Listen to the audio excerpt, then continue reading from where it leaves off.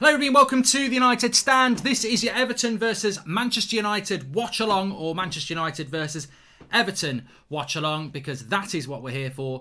Big game for Manchester United tonight. The last game before Christmas, an opportunity to get to a Carabao Cup semi-final, but also a difficult game against Everton. There will be fans in the ground, which I think is an exciting thing. And as I said, it is the last game before Christmas for Manchester United. I would hope that we will say Ollie out and Pogba out, says David Lee. All right, let's start as we mean to go on. I would hope that we will not see Bruno, that we will not see Marcus Rashford, that we will not see Lindelof, and that we will see Van der Beek and Tuanzebe and Cavani starting today.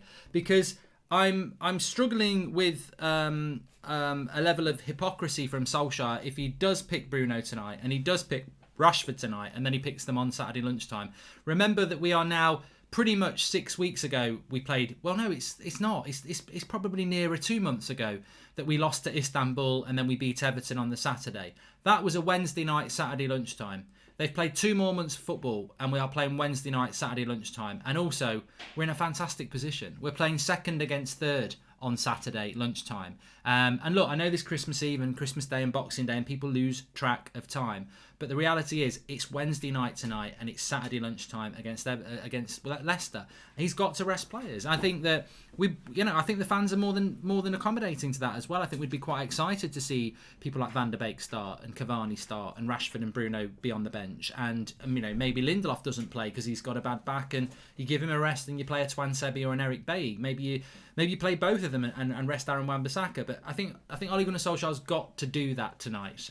It doesn't mean that he necessarily will, but he's got to do that tonight. And I want to see us rotating this squad, because I think players like Van der Beek, Paul Pogba, Nemanja Matic, they're not first teamers at the moment. Quite rightly, Fred, McTominay, Bruno, that's the first choice midfield three after Leeds. And, there's 3 players in Van der Beek and Matic and Pogba that will hopefully be chomping at the bit to grab the opportunity and play well. And I think that midfield is still good enough to beat Everton. I think that the likes of Mason Greenwood and Edison Cavani are still good enough to beat Everton. So I think Tellez will play at left back, still good enough to beat Everton. So we've got a good setup to put a team out tonight, and I hope Solskjaer doesn't resist. I never know with Ollie. I've got a feeling he'll start Rashford. I've got a feeling he'll start. I don't think he'll start Bruno, but I've got a feeling he'll start Rashford. But we'll see. Hi Mark, what do you think of Everton and their season so far? Says Dean Sambolia. We are live a little bit early because I'm not 100% sure what time the team news comes out. So David Lee says Merry Christmas, Mark and family, with the Santa Bridge things. Thank you very much. If you want to use Santa Bridge, you've got to be a member. But if you are a member, it is there on your emojis. Give Lingard a lot of people talking about Lingard tonight. Clicks on 60Hz YT says give Lingard a chance. A lot of people talking about Jesse Lingard tonight, but if you look at that team that I've got on the left there, where's that? I mean, even Juan Mata's not in that team, so where does Jesse Lingard start? I'm not saying I'm not opposed to it. I wouldn't be surprised if Lingard did start. There seems to be a lot of noise around that, but does he necessarily deserve to start? I don't know. Super chat coming in from Ryan Stewart. Mark, I tried to make your sausages. They looked good. Yes, if you're looking for a lovely Christmas Eve treat, check out Goldbridge Cooks Christmas. Just type it into YouTube. You'll find it. Very easy to make. Very nice as well. So give it a go. But thanks for the super chats. If you want to do that, you can do it through the $. We'll give them a read out. Thanks everyone who supports the channel in that way and becomes a member. Really appreciate it. Kickoff is 8 o'clock. Spurs are currently just kicked off the second half against Stoke. They're 1-0 up from a Gareth Bale goal. And early Christmas present for Jesse, a game before he shipped off, says Kamari Red. And we had a super chat coming in from Vignesh Ram. He says, hey Mark, I hope you're doing well. Good idea to rest players. We have a decently big squad and need to rotate with some good players who weren't picked on over the weekend. Let's get this win. Merry Christmas. Thank you. I mean, I'd be stunned if Paul Pogba doesn't start tonight. I think we all would be. I think Paul Pogba's got to start. I think that Matic needs to start. I don't think either of them will start against Leicester. Our run, if I've got this right, our next few games are obviously Wednesday night tonight against Everton will be a tough game. Then we've got Saturday lunchtime against Leicester. Then I think we've got 27th, 28th. I think we're playing Tuesday night against Wolves. And then we've got... Actually, I think we might be playing Monday night against Wolves. I'll have to check that. Get it right or get it wrong. But don't get it right and get it wrong at the same time. Commit. get it right. Okay, so Manchester United currently third in the league. Third in the league at Christmas. Lovely stuff. So, yeah, we are playing... yeah, I had it right. So, we're playing tonight, Saturday lunchtime, Tuesday night, and then we're playing on Friday night against Aston Villa. And then we don't play again. We get a bit of a week off, actually, which is quite unusual, actually. We get a week off until Saturday the 9th of January.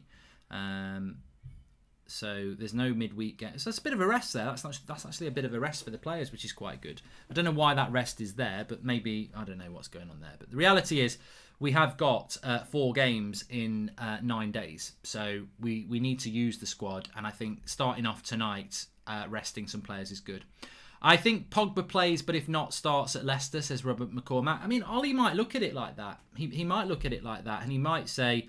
at the end of the day, he might say, "Well, you know what? I play certain midfielders for certain games," and he might have looked at the Leeds game and said, "Look, I'm going to play McTominay and Fred," and he might look at the Sheffield United game and say, "I'm going to play Pogba and Matic," and he might look at the Leicester game and say, "I'm going to play Pogba and Fred." Greenwood to play into score, Mark. I hope so, says Greg Basham, and thanks for the super chat. We have Watford on the 5th or the 6th, says Ewan Black. Apparently it's the 9th, Ewan. Yeah, so we've got an 8-day wait because we play Friday night against Villa and then we don't play till the following weekend. That week off's for the semis of the Cup, says Louis. Okay. Greenwood to play and to score. We've read that one as well. And off topic, but did you hear Leon is cutting their asking price to 5 million on Depay? Knowing your stance would bring black players, would you make an exception, says Ivan Baran? I've spoken about that already, Ivan, and I would take a Memphis Depay back for 5 million because you could always sell him. Will there be a Sky Sports USA? Love from Chicago, says Los Pecs. Got no idea. Is that week off for the League Cup semis that are not drawn, says Jonathan Barron? Possibly. I think a lot of people are talking about that. A few people asking about Caicedo being confirmed.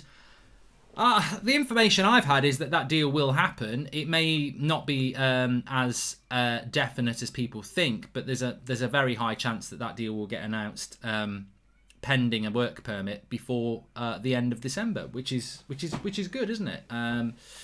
My main concern at the moment is football games and how many games we're going to see between now and January. I mean, already some championship games are being cancelled because of COVID, and I just think it's such a high infection rate in the UK at the moment. I can just see a scenario where Stoke score 1-1, Tottenham concede, they've got it. I don't know why I'm so excited, but it's just football, isn't it? They're underdogs against Tottenham, so they've scored here, and I don't know what teams are out. I know De Gea ain't in the squad. He's at home with his girlfriend making cakes. Him and Bruno both deserve a longer Christmas, says Sean Negative Turner. And bloody Stoke, says Tuvis. Well, Mourinho getting done. Anybody who's saying that Caicedo has signed, I'll have a quick look, but I've not been made aware of anything like that.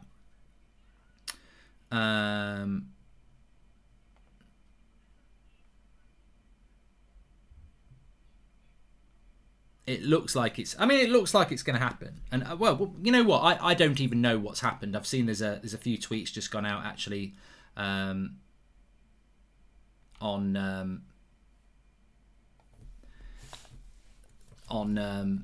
socials, and as I said, I wasn't aware of those. So yeah, as I was told at lunch, I've got to be honest, I don't know what anyone else is doing, but I've been quite busy today, so I haven't really had a chance. But can Spurs do it on a cold Wednesday night in Stoke, says Alec Williams. Let's have a see. It is a cold winter's night in Stoke, and I'm just curious, Mark, what is your computer setup like, says Kenneth Hoagland. Well, it's just a laptop in front of me with a camera, lights, a TV, a microphone. If you could take Ibra in January to the summer to try to win the league, would you do that? I know it's impossible. No, I don't want Ibra back at the Manchester United. I never really understood the fascination with Ibrahimovic anyway. I've got to be honest. I like him. I think he's a fantastic player, but you know, I don't really understand why everyone thinks he's a Man United icon. He was here for one season. We won a trophy with him, and I really like him, but you know, he's not in the same breath as people like Van Persie, etc. So, Wan-Bissaka misses out with injury. Same with McTominay and Shaw. Lingard will start confirmed, says Mason Green with the Groat. There you go. And also, we've got some other super chats coming in here.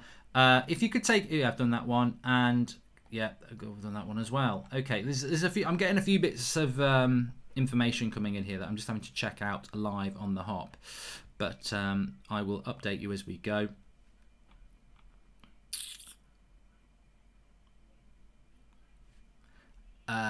Michael Melrose says, it's too bad we won't be able to see James Garner when we play Watford. Looks like he's really improving his overall game, playing decent competition. Yeah, I've never been a big fan of that. If you loan a player out, they should be able to play against you. But I suppose from a collateral point of view, you can absolutely see why not.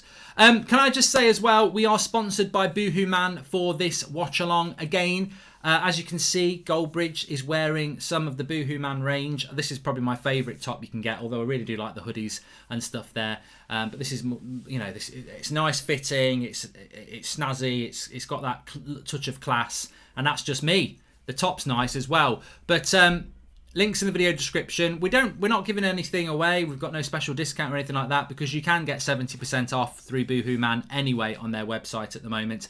The link is in the video description for that. Check it out. I'm sure we're all going to have a lot of time. I certainly know that I'm one of those people on Christmas Day and Boxing Day who's on the phone looking for bargains, etc. in the clothing range. So check it out. Links in the video description. You can get 70% off with Boohoo Man. The link is in the video description for that. I actually saw somebody on the news last night, and I flicked it on, and they were in like Boohoo Man stuff, and I was just, that's all I could think about. They were talking about something serious. I think they'd been rescued from a lifeboat or something, but they were stood there the next day in their Boohoo Man stuff, and I was like, all right, I recognise that. Looks quite good. Mark, there's a lot of news for Alaba to United. Don't see anything about Chelsea anywhere. That's from Zayan. Yeah, I wouldn't sleep on Chelsea. I think that Chelsea are very good in the transfer market, and I don't know whether they'd be looking at David Alaba though. They've got obviously got Thiago Silva, but they'd probably quite like that deal in the summer. Interesting, isn't it, that Spurs are drawing this game, and they've got a lot of their good players on the pitch, and they've also, I don't think Spurs play till Sunday night, so they have gone with a strong team here, Mourinho. If you look at their lineup, they've got Lloris, Doherty, Sanchez, Dyer, Davies, Hoberg, Winks, Bale, Ali, Lucas Moura, Kane. Son's come on for Bale at half time, so I don't know whether Bale's injured there. But it's going well for Stoke at the moment. They've got a goal back in that. Mark, what brand of apple juice is that? This is it's a very cloudy apple juice, this one. It's unique because it has a bit of froth on the top. It's so cloudy. Very strong apples. Calcedo news. I'm bored of talking about Calcedo because we've been talking about him for nearly a week now, and it looks very much like Manchester United are going to get this deal done. I think what you've got now is people trying to clamber to be first about the deal done. Try being on this channel on Friday, or try following MUFC MPB on Twitter, because that's where it all started. And it looks like he's going to sign for United. I'm very, very relaxed about when that's going to be. But he can't play for us till January anyway. So, as I said, the feeling is that he will be officially a Man United player before the end of the month. But also, he's got to get a work permit. So it's a bit like Diallo. I don't know when Diallo actually arrives for Manchester United, though, because is he now going to be there from January the 1st? I don't know. I'd love to see Palestri on the bench today as well. I think that would be nice. We'll have to wait and see what happens with that. Dylan Jeffrey, thanks for the super chat. He says, massive thanks to you, Mark, and the whole team at United Stand for great entertainment throughout this year. I wish you all a Merry Christmas and all the best, says Dylan Jeffrey. This is not the official 11, no, 1878. We're just waiting for the team news to come in, which is probably actually going to come in at 7 o'clock. But sometimes it's an hour and a quarter before, which doesn't look like it's going to be tonight. But no, look, thank you to everybody. It's been an interesting year, hasn't it? And, I'm happy to take a minute just to say a big thank you to everybody involved in the United Stand and the community. I mean, like you, people who watch the show, who support the channel by becoming members, who do the super chats, who just watch the videos.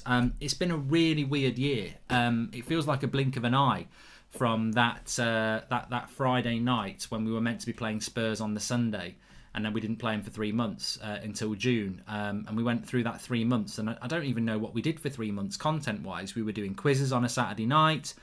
We were still doing the 8 o'clock show every night, and I think it definitely helped me to keep some normality, and hopefully it helped some of you as well. And then we came back and we got 3rd place, and football, it's been a weird year. It's been a really weird year, but the United Stand has been something that's been constant there for me and hopefully for you as well. So I'm really grateful for everyone who tunes in and kept that normality there, because I know a lot of people who haven't had that, and they've suffered because of that, because they've had to adjust. We are coming towards the end of the year. This is the last game before Christmas, of course.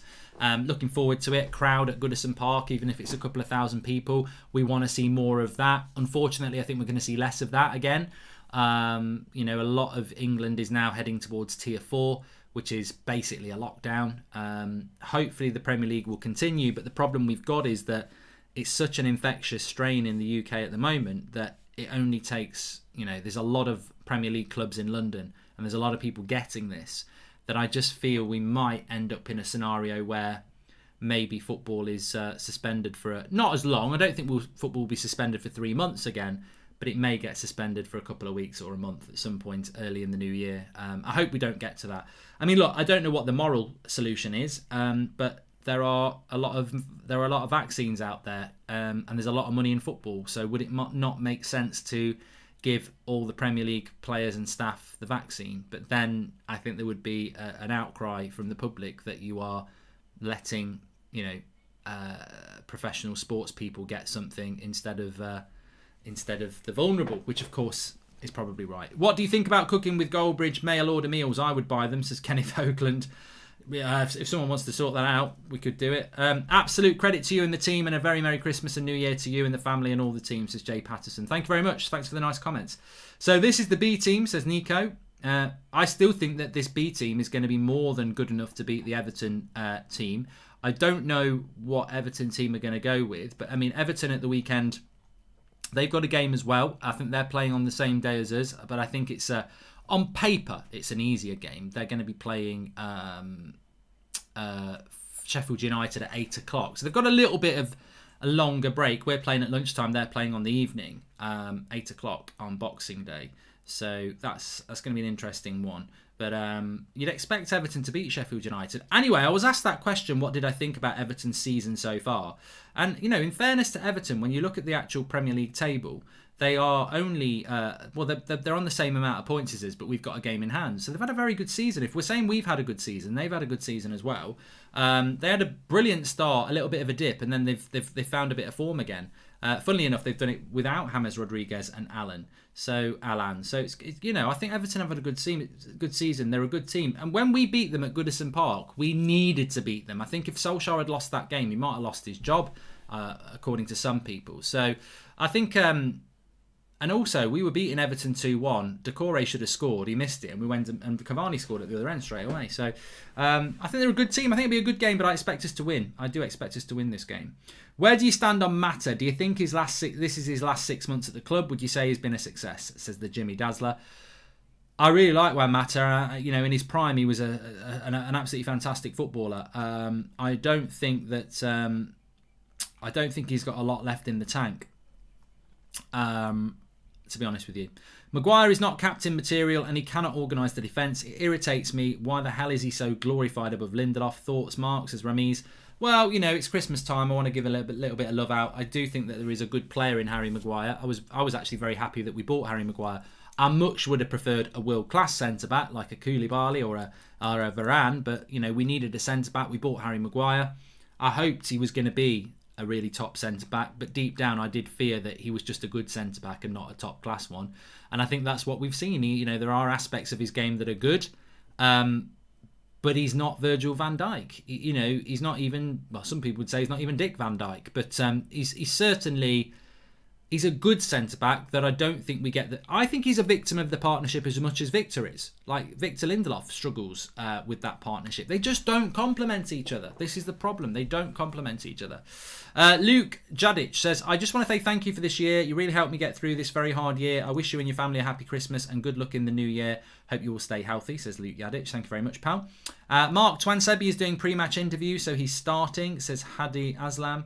And can we all give Bruno some appreciation? Where would we be without him? 27 appearances and 17 goals, assists. You know what? I might have to, my eyes are getting really tired. I might have to put my glasses on. So beware. I might have to put them on. Bruno Fernandes doesn't need any appreciation from this channel. He was getting appreciation from this channel virtually 18 months before we bought him. So yeah, I'll try that out for a little bit.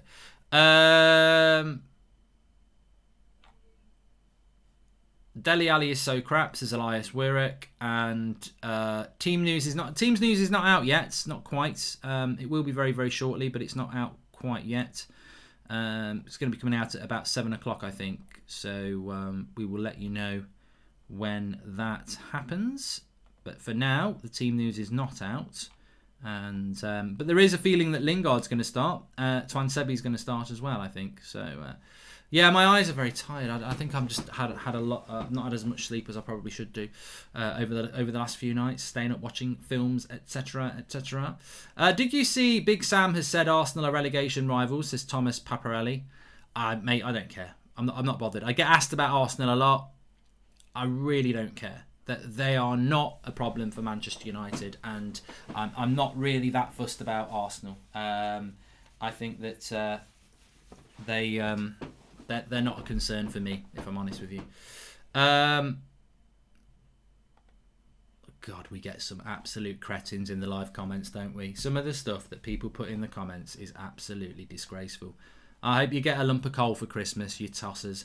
Anyway, it's not about me either. It's about one of our footballers. Absolute disgrace. Forget that trash team Arsenal, says the equaliser. And the process will take some time, so United do not expect the winger to join on January the 1st. Instead, it is thought he will join later in the month. That's from Nazar Hussein talking about Amad Diallo. So yeah, that's thanks for that, mate. I mean, thanks for letting us know that. So he won't be in from the 1st of January. Everyone knows we need a centre-back in January, says Sanjit Gill. So looking forward to Ed announcing Agallo on permanent deal on the 31st. Big Dosser says, I'm happy we're signing this Colombian kid, but I just hope we sign some players of similar quality to Bruno for the here and now.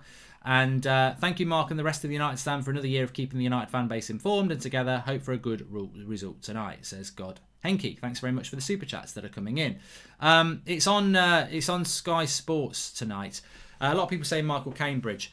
I told her to blow the bloody doors off. I will not bury another Batman. I will not bury another Batman. Master Wayne, I will not bury another Batman. She was only 21 years old. That's rubbish. Mark, can you say Ryan Nugent, you know nothing, says Jamie Murney 07. And what's bigger? DT's forehead or Maguire's, says Taylor Jones. Hey, come on, that's body fascism. We shouldn't be doing that. Goldbridge, you're a legend, mate. Keep up the good work, says Kism Official. Thank you very much. And thank you for your hard work, Mark. You and Flex are the best in the business, says Craig Henry. Thank you very much. Well, I think we've got the best community in the business. So, you know, it's replicated. Carl Plasek, hope you have a good Christmas and a New Year, Mark. Thank you very much. And we need to rest our centre-backs. Lindelof, Maguire and Bailly will do, says CJ. Lindelof has to have a rest today. And Ryan says, I'm loving the sexy nerd look. These are good glasses, you know. I didn't know you could get glasses like this, but these are Ray-Ban glasses. And they've got like red tint on the side as well. So I had them specially, I didn't really. I'm only meant to wear. I don't know what I'm meant to wear them for, really. My optician would probably say you're meant to wear them all the time and when you're driving, but I don't. I think it makes me a better driver in a way. Man United to win the league if we sign a world-class centre-back, says Andre Pierce. I think if you put in a world-class centre-back, we probably would have a better chance of winning the league in many ways. I'm not talking about DT. Why are people talking about Arsenal and DT? Like, seriously, let them Let them suffer. They're having problems. Who do you prefer, Bailly or Lindelof? Says Jamie Hindle. That's a good question, Jamie. You know what? It's a really good question. I like Eric Bailly. I just don't trust him anymore because he's always injured. Welcome to the Members Club, Stephen Muccini. And hey, Mark, do you think Lee Grant could play CDM? Says Nelson. If you know, you know. Just on, what was it? Stephen, if you are a member, Spurs have scored with Ben Davies. That's nothing to do with you, Stephen.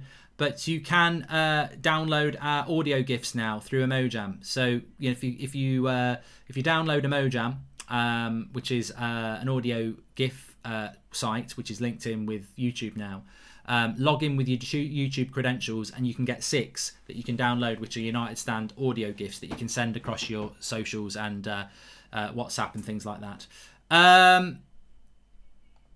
Just donating to show my appreciation. You have no idea how much of a credit you are to the community. A merry early Christmas to you, Mark 21. Says Heathy, the mountaintop. Thank you. You know what? It should be Christmas more often because people are being really nice tonight. And Merry Christmas to you. Mark, love your glasses, says Ettore Venegas. We've had a hard year, though, this year, haven't we? I mean, just in general, we've had a very hard year. Akam says, Mark, absolutely love the channel. Thank you for all the work you put in. Keeps me going on good times and not so good times. Love from India, says Agam. And do you feel that since Rashford has started his campaign for the school meals, he's distracted him from form? My favourite player at the Cubs, says anything with Tom. But, mate, I don't think Marcus Rashford... I saw people going on about this the other day, and it was like, are we meant to be surprised? They're basically saying that Marcus Rashford's got people behind the scenes who do all this for him. You know, they've got people... You know, he's probably got people doing his tweets for him. And I was like, well, of course he has. I've seen Marcus Rashford's Twitter going off about school meals when he's just finished a game of football. So, of course, I don't think it distracts Rashford. And what he's done and been able to do is a real positive. So, I don't think it impacts him. And I actually think Rashford's in the groove at the moment. He just needs a rest. Ricky W says, last year you said the expectation is top 4 plus a trophy. This year you just say just top 4 is the expectations. Congratulations, the Glazers have lowered your expectations, says Ricky W. Well, you raise a good point, Ricky. But my expectations are lowered by reality. When we didn't buy a centre-back or a right winger in the summer, I was like, well, I can see everybody around us getting better, and I didn't see us getting better. So the expectations for the season came down. A suggestion, United Stand should have its own app now. Why take sponsorship from OneFootball when United Stand community can be bigger than OneFootball? Merry Christmas, says Aditya. Thanks, pal. And if Lingard starts and Donny van der Beek doesn't, I'll lose my mind. Do you think Lindelof has scored more from corners than Harry since he's arrived? Also, Merry Christmas from the US. Keep up the good work and use these dollars for the PS5. Thank you, Brandon. We've not really spoken about it. The team news is about to come out. I'll be absolutely stunned if Donny van der Beek doesn't start tonight. Algan Bidkop says, love from Iran. Mate, you're worldwide. Thank you very much. Team news should be coming in now, so I'm just going to go back and forwards and hopefully get it for you. Mark, thank you for this year. Happy Christmas to you and your family. Hopefully you can see you in Dublin sooner rather than later, says Muzzy Lions. Until as soon as COVID is sorted, we are over in Dublin, 100%. Hi Mark, how are you? Got a good feeling about tonight, says Kian. I'm relaxed about tonight. I want us to win. Of course I want us to win. But Rojo starts tonight, which is interesting. I mean, Ollie's team selections know no bounds. That is absolutely amazing if that is true. Apparently Rojo does start. They've not put the team on Twitter yet, which I should just do Instagram for Man United's team news, really, because they're proper slow. It's really slow. I wish there's a Donny Christmas and a Cavani New Year, says Gerchen. I see what you've done there. They've still not put the team out on Twitter. Proper slow. Come on.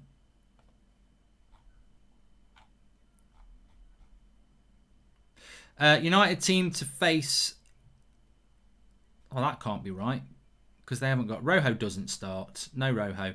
So I've got Henderson, Twansebi, Bailly, Maguire, Tellez, Matic, Pogba, Van der Beek, Fernandes, Greenwood, Cavani. What's he starting Bruno for? I don't really understand why he's starting Bruno Fernandes. I mean, look, Rashford's rested, which I think is the main thing, but I don't really understand why he's starting Bruno. That, to me, is a bit of a risk.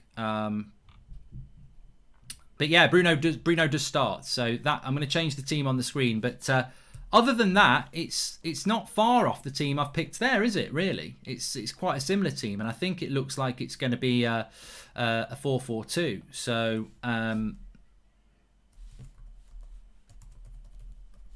Bruno, Pogba, and Donny starting is quite exciting. So I'm quite happy with that, to be fair.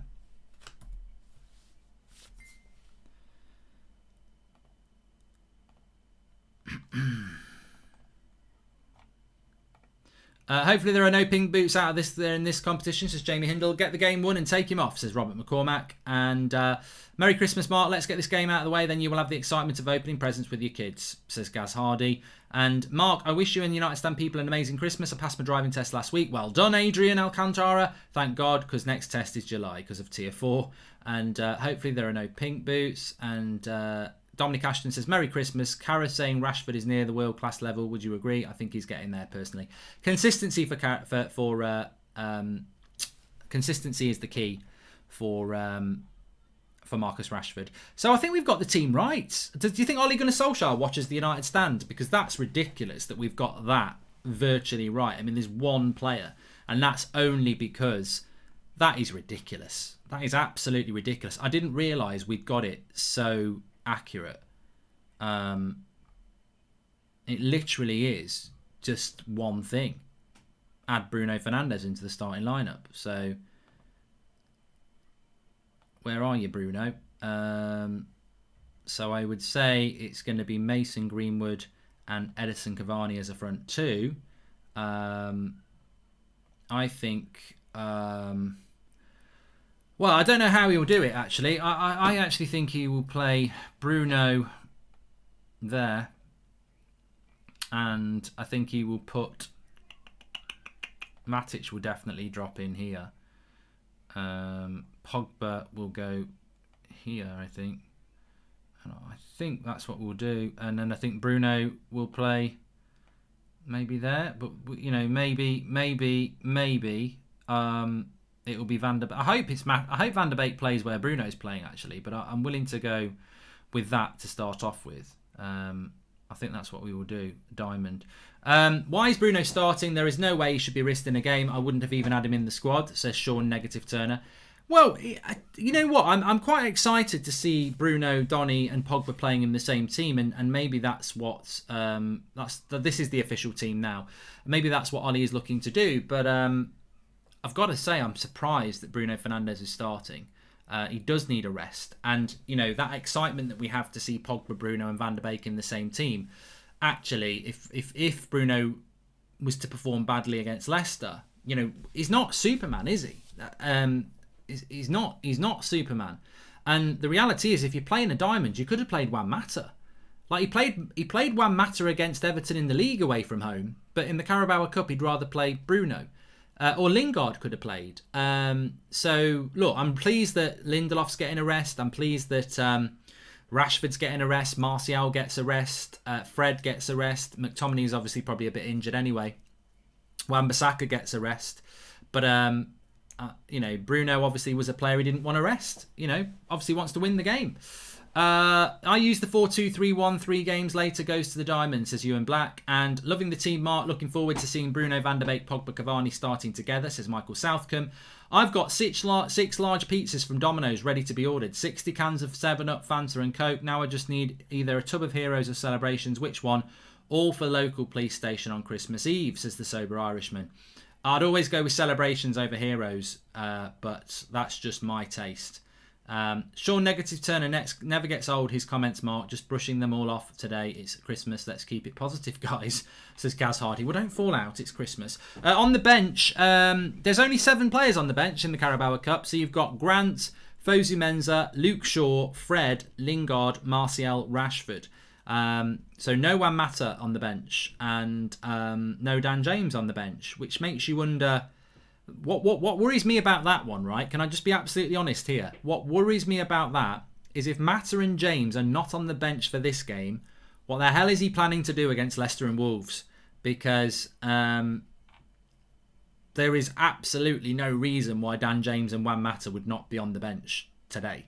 unless he's thinking about using them for other games. De Gea, Lindelof, obviously totally left out. I'm surprised Luke Shaw's on the bench, actually, because he could have put Brandon Williams on there. This team suggests that Ollie wants to win this game and probably testing the diamond against Leicester because McTominay is injured and he might need to play this on Saturday, says Deepak Singh. And LZR Deleted says, why is this team so strong? Well, the team is so strong because actually there's only Lindelof. There's only Harry Maguire and Bruno Fernandes in that team that started against Leeds. We've made 9 changes.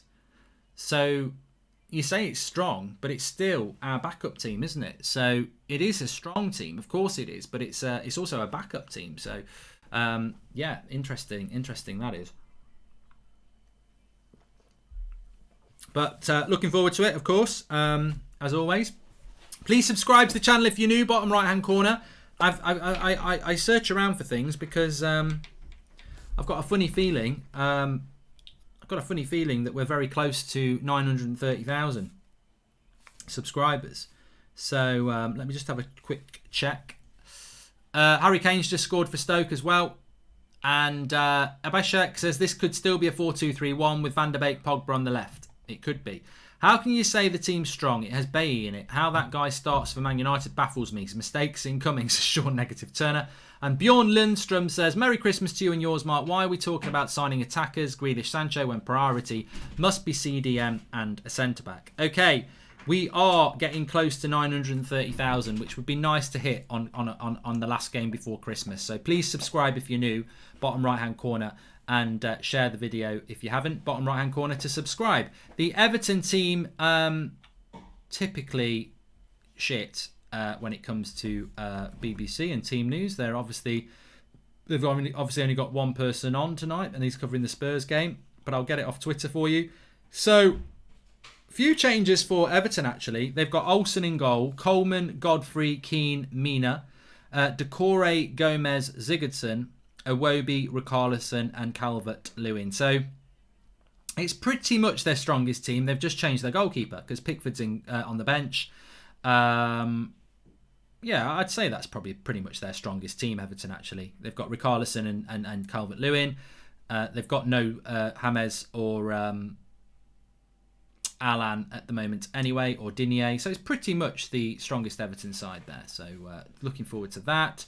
And we've done it on a cold, rainy Wednesday night in Stoke, Mark, says Kendall M. It's a strong Everton side, says Dan Brain. We want to be playing a strong Everton side. I'm more than happy to play a strong Everton side, to be honest with you. I'm looking forward to it.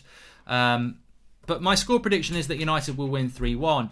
I look at the United starting lineup, and I think the only thing they've got to worry about is the fact that they've not played together much. But no Juan Mata on the bench, no Dan James on the bench. So maybe they are going to have some involvement at the weekend. I don't know.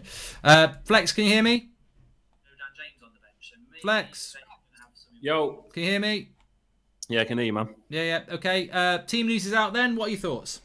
Yeah, very, very strong. I like the look of the team. Is obviously a bit of a worry about Bruno. Right thing to rest Rashford. Obviously, McTominay's a little bit injured as well, and Wan-Bissaka.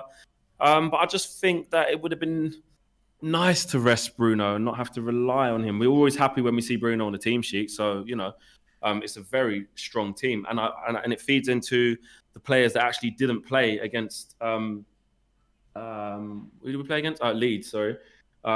It was really interesting because you looked at the bench and you look at Pogba, Greenwood, Matic, Donny, those four, and you're thinking it's not like last year already where when we played in this competition, we had the likes of Chong, Lingard, James, Igalo, Pereira sometimes coming into the side. So it was always going to be a good rotation. We'd be happy because the players that didn't even get a kick against Leeds are very good players. So happy with that.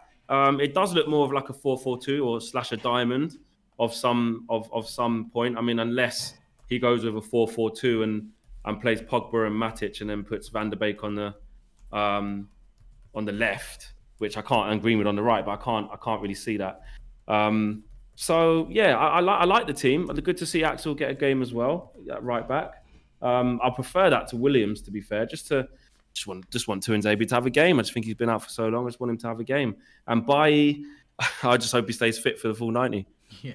Yazid says, I can't believe we've made 9 changes and our team looks amazing. I'm stunned in our squad depth. And Bruno has been feeling his ankle game after game. I think it's so stupid for him to play yet again. Just give him a rest. Merry Christmas, both of you, says Matt Menko. And you cry about Poch never winning a trophy. Ollie picks a strong team in the cup and people moan. P.S. Sancho, very overrated. He will get hate like Martial, says Toby Laron. And I think that happy Christmas, Mark and Flex, says Andrea Bryan. Good to see Twan Sebi get a chance. Feel better having a bit more pace in Bay at the back too. Yeah, it'd be interesting how we approach because we're going to see Maguire playing with a quicker centre back, aren't we? So it'd be interesting to see. We talk about that a lot. It'd be interesting to see if we see a different performance. Quicker but more rash. Quicker but does crazy stuff. So yeah, it will be interesting to see that. Yeah, and 9 changes is a lot. I mean, the funny thing is, I only got one player wrong, and I knew he was going to make a lot of changes. So either Ollie watches the United stand, or he's getting better at picking teams. Because I think that the one I got wrong was Bruno. I didn't think Bruno would start, even though he's my favourite player. I didn't think he would start, but I worry about Bruno. But he's got a very good injury record. He doesn't get injured very often. But injuries. There's also something called fatigue. And this is a strong Everton side, and he could have been sat on the bench tonight. And but I don't know.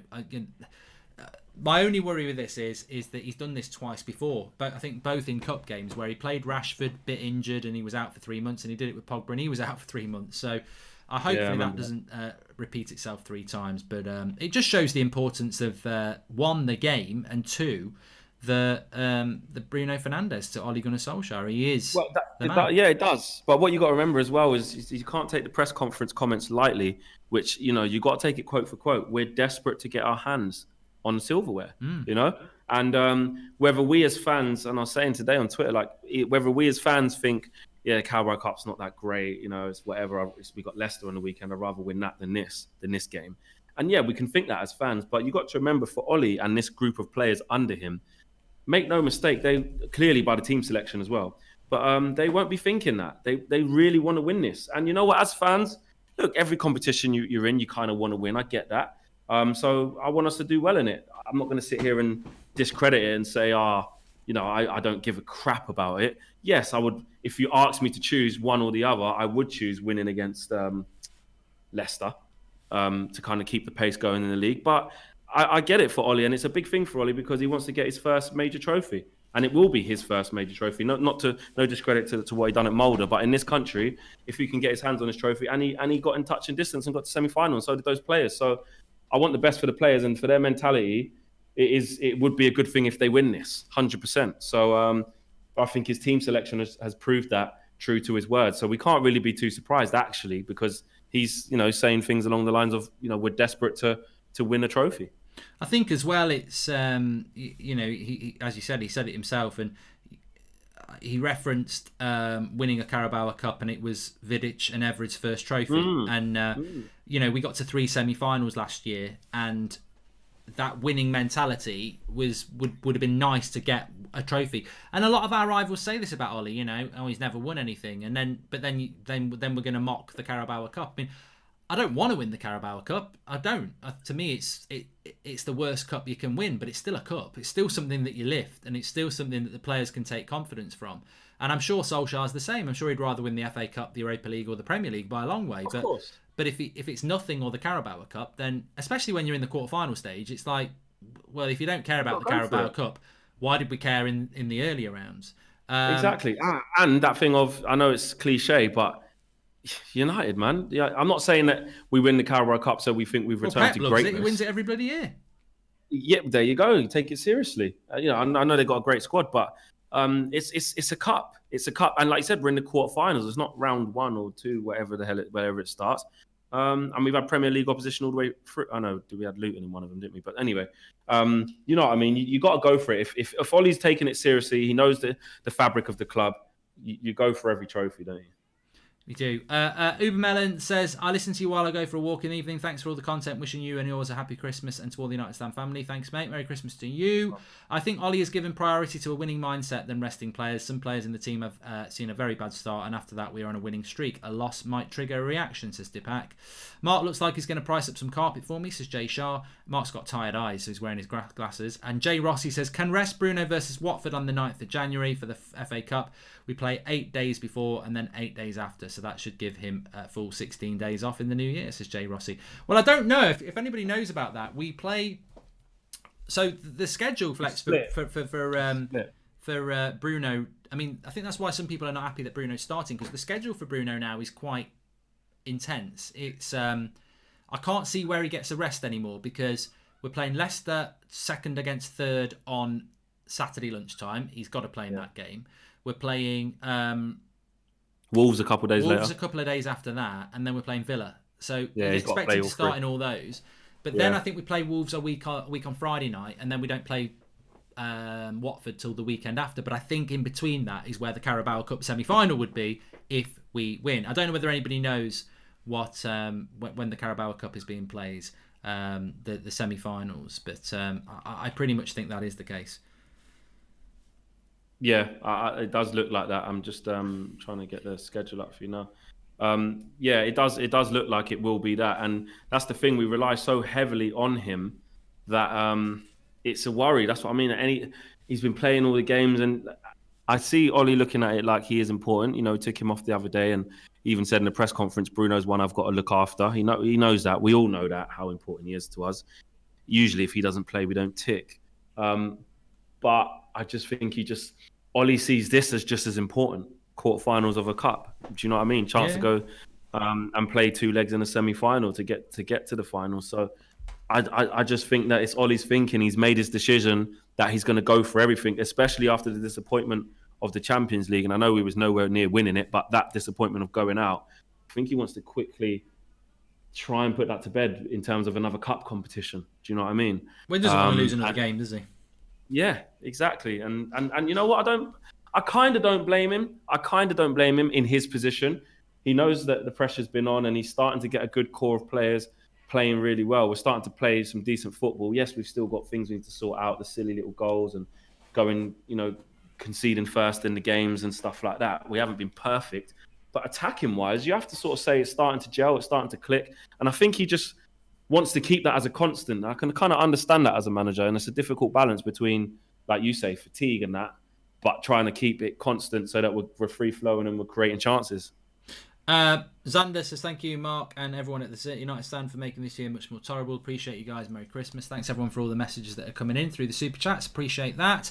What was I going to say? So, yeah, I think that Spurs are going to win. City have already won, and I think Brentford knocked out Newcastle. So there's a potentially easy semi-final. Well, then again, Brentford nearly got promoted last year, although they've lost 2 of those players from there. But it's not an easy trophy to win either. So I just think it's about trying to win something, isn't it? That's what it's all about. D Budge says, just taking a minute to appreciate the depth in our squad. Not long ago we were starting worse mans in the first team. Merry Christmas, United Stand, says D Budge. That's what I wanted to ask actually. Please subscribe to the channel if you're new. Bottom right hand corner, we're going to try and hit 930 tonight, 930,000. We're about 500 away. So bottom right hand corner to subscribe. It's free. And Alan Alexander says, Merry Christmas, United Stand. Love from Kashmir, India. You brought a lot of happiness. Thank you very much. Merry Christmas to you. So I was looking at that, and we have made 9 changes there, which is really, really impressive. And we've got a team that I think you look at it and you go, that's not a bad team, that. And yet we've made 9 changes from the team that smashed Leeds. It is a good team, and we could get really excited about squad depth. And but the reality is, it's still a team that has got depth in some areas. But I still look at that team and I think, we do need a proper right back for when Wan-Bissaka's out.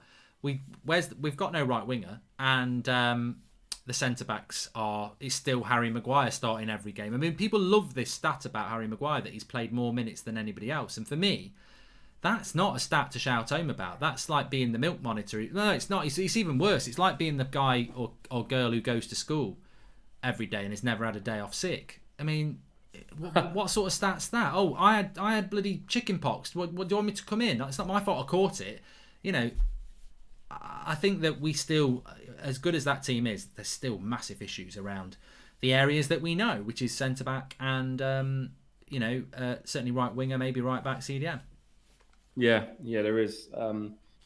I just think the Maguire thing, like we always say, like Ollie's made his mind up for the time being anyway. We've discussed what that would look like if he was to take the captaincy off Maguire, but he's not going to, especially this season. He's just not going to, and he relies on him all the time. You can clearly tell that is the one they trust the most. They've given him the ultimate responsibility, so it's about fitting in around him. And on a normal day, they trust Lindelof next to him and not many others. You know, Bailly doesn't really get a go because he's either injured or just out of favour, and the same with Tuanzebe, injured or out of favour. So, yeah, they only come in kind of times like this where Lindelof's back's been hurting him, and it could give him a hectic schedule coming up. Right, we'll give you one game, but Lindelof will be back in for the next 3 games, and with Maguire 100%. Do you know what I mean? So there are a few issues, but I do want to just draw on some of the positives, man, because I just feel that we're in a positive moment, and when you're in a positive moment, I think it's important to like just appreciate it, because you know what? Like, I think someone said it there. We've made 9 changes to the team, and before last season, when we were making things like 9 changes, we were very worried, proper worried. Like, if it was 9 changes, it would be no disrespect to these players, but it would be Lingard's and Dan James and Pereira's, like I said, Chong, Igalo, and it's like. It's just not great, is it? But at least literally in one transfer window where we didn't even think we had a good transfer window, which we didn't because we only really got Van der Beek. But just to jump in there, I mean, you look at it, you can rest Rashford and Martial and you can play Cavani. That's improvement. You can rest Luke Shaw and you're not playing Williams, you're playing Telles. You can, obviously Van der Beek and Bruno since a year ago have come in. Well, happy days. So we have got that depth in certain positions. But in others, and he's brought in Dan James, and you know what? As much as we might say Dan James is, not good enough or X Y Z, right? He's managed to bring him in out the cold, from nowhere. He's played a really good game. I'm actually, I think he should be on the bench for today. I'm surprised. I will talk about that in a minute, actually. Shane Dunn, thanks for the super chat. He says, lads, we have to remember this Carabao Cup and it's a chance to get a winning mentality back in the squad. Winning this cup would give us such confidence for the run into the end of the season. This season is going to be won on confidence. Great show. Thank you very much, Shane. Bruno is, of course, demanding to start himself. This is not on Ollie. This is the core of Bruno, says Leif Terj Hogan. Flex, have you ever heard the smash hit cup of tea and biscuits? Says Joshua Bowell. He won't have heard that. And Lewis Dressen says, hi guys, love the content, check the stats. Don't even know what that is. Don't even know what you just said. It's a song I wrote. Check the stats of Inaki Williams from Atletico Bilbao. He's not missed a league match since 2016, 170 games. And I have a crazy idea, says Michael Efeduma. How about we convert Lingard to a right back? Valencia did it, and I know Mourinho used him once as a right back and he did decent. I don't think Lingard's got the build to be a defender. I don't think he's got the build to be a defender, Lingard. He's quite slim. In fair play to him. I wish I was that slim, but I don't think he could do that, to be honest with you.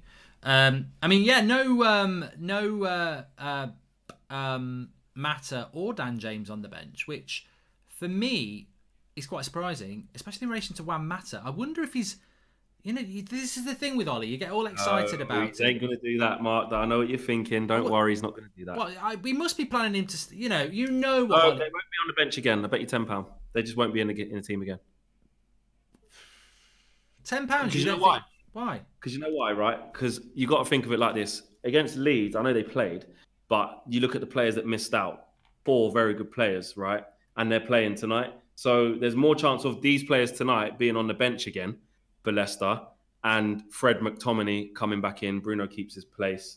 Maybe Greenwood instead of Dan James. It won't be honestly. Don't worry about that. Don't you worry about that. But but I think that's the thing with Ollie, isn't it? You just don't know what he's going to do. He might have penciled him in for Leicester. You're starting against Leicester, so.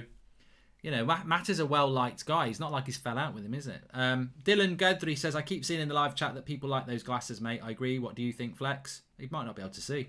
Yeah, I can see. Yeah, they look good. Snazzy. I see you said there were some Ray-Bans, yeah? They are, yeah. Nice. Yeah. Got the little red tint. Yeah, you got the little mod cons. Pimp my glasses. I like it. Joel is going to sort Alaba out for you, says Darcy Glazer. All right, I get it now. Joel Glazer and Mark Coughlin. Well, let's talk about the game actually, because obviously it's we've spent a lot of time talking about United making a lot of changes. It's still a very strong team. I would expect us to still win that game. Everton have picked out their strongest team as far as I can see. I mean, some would say it is their strongest team because Pickford's not playing in goal, but he's the only first teamer they've changed, and I presume that's to do with the cup. They're probably doing that.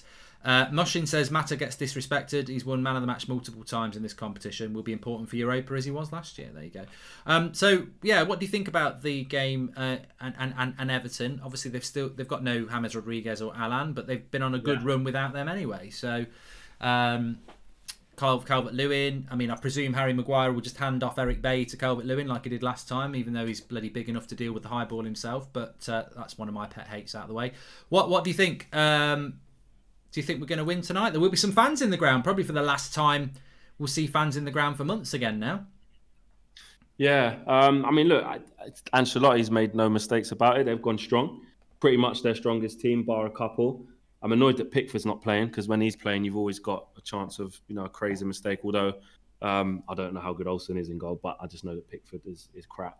But Everton, they obviously started like a house on fire and then had a middle period where they couldn't buy a win after we kind of beat them. They weren't too great after that, but then they picked up again, haven't they? So yeah, I think. But seeing them against Arsenal, I don't think they were amazing. Obviously, Arsenal are absolutely awful, but I don't think Everton. It's quite an equal game, really, wasn't it? Yeah, exactly. Everton didn't absolutely smash them, did they? And we know what happened when we played Everton. I think we know about the usual strengths. Calvert-Lewin will be a big presence up there. He's going to run his ass off. He's going to look after the ball and bring people into play. Good in the air, so we've got to stop crosses. That's going to be really important today. Richarlison, he's quite wasteful, but he likes to run around a lot and be a little bit of a bastard, to be honest. He's always fouling and just being that little niggly player. He just annoys me sometimes, but obviously we know he's got quality as well. So I think you kind of shut those two off. Iwobi, I just think Iwobi against Tellez, it'll probably be, innit? I mean, this could be my famous last words, but Iwobi's not that player who scares you, is it? Unless you give him acres of room.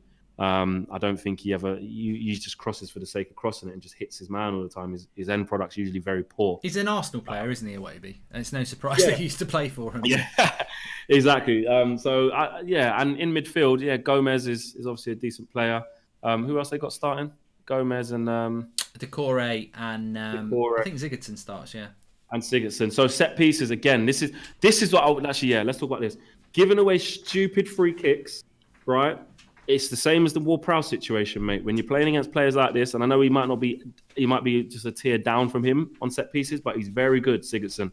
Whether you're giving away free kicks in areas where he can whip it in from a free kick and cause trouble, and then they send up Yerry Mina and Keane and Calvert-Lewin, they're all good in the air. And Decore, big players, good in the air. Do you know what I mean? So we can't keep conceding cheap free kicks or stupid free kicks out inside the area that give Sigurdsson a shooting chance because he's very good from dead balls and corners.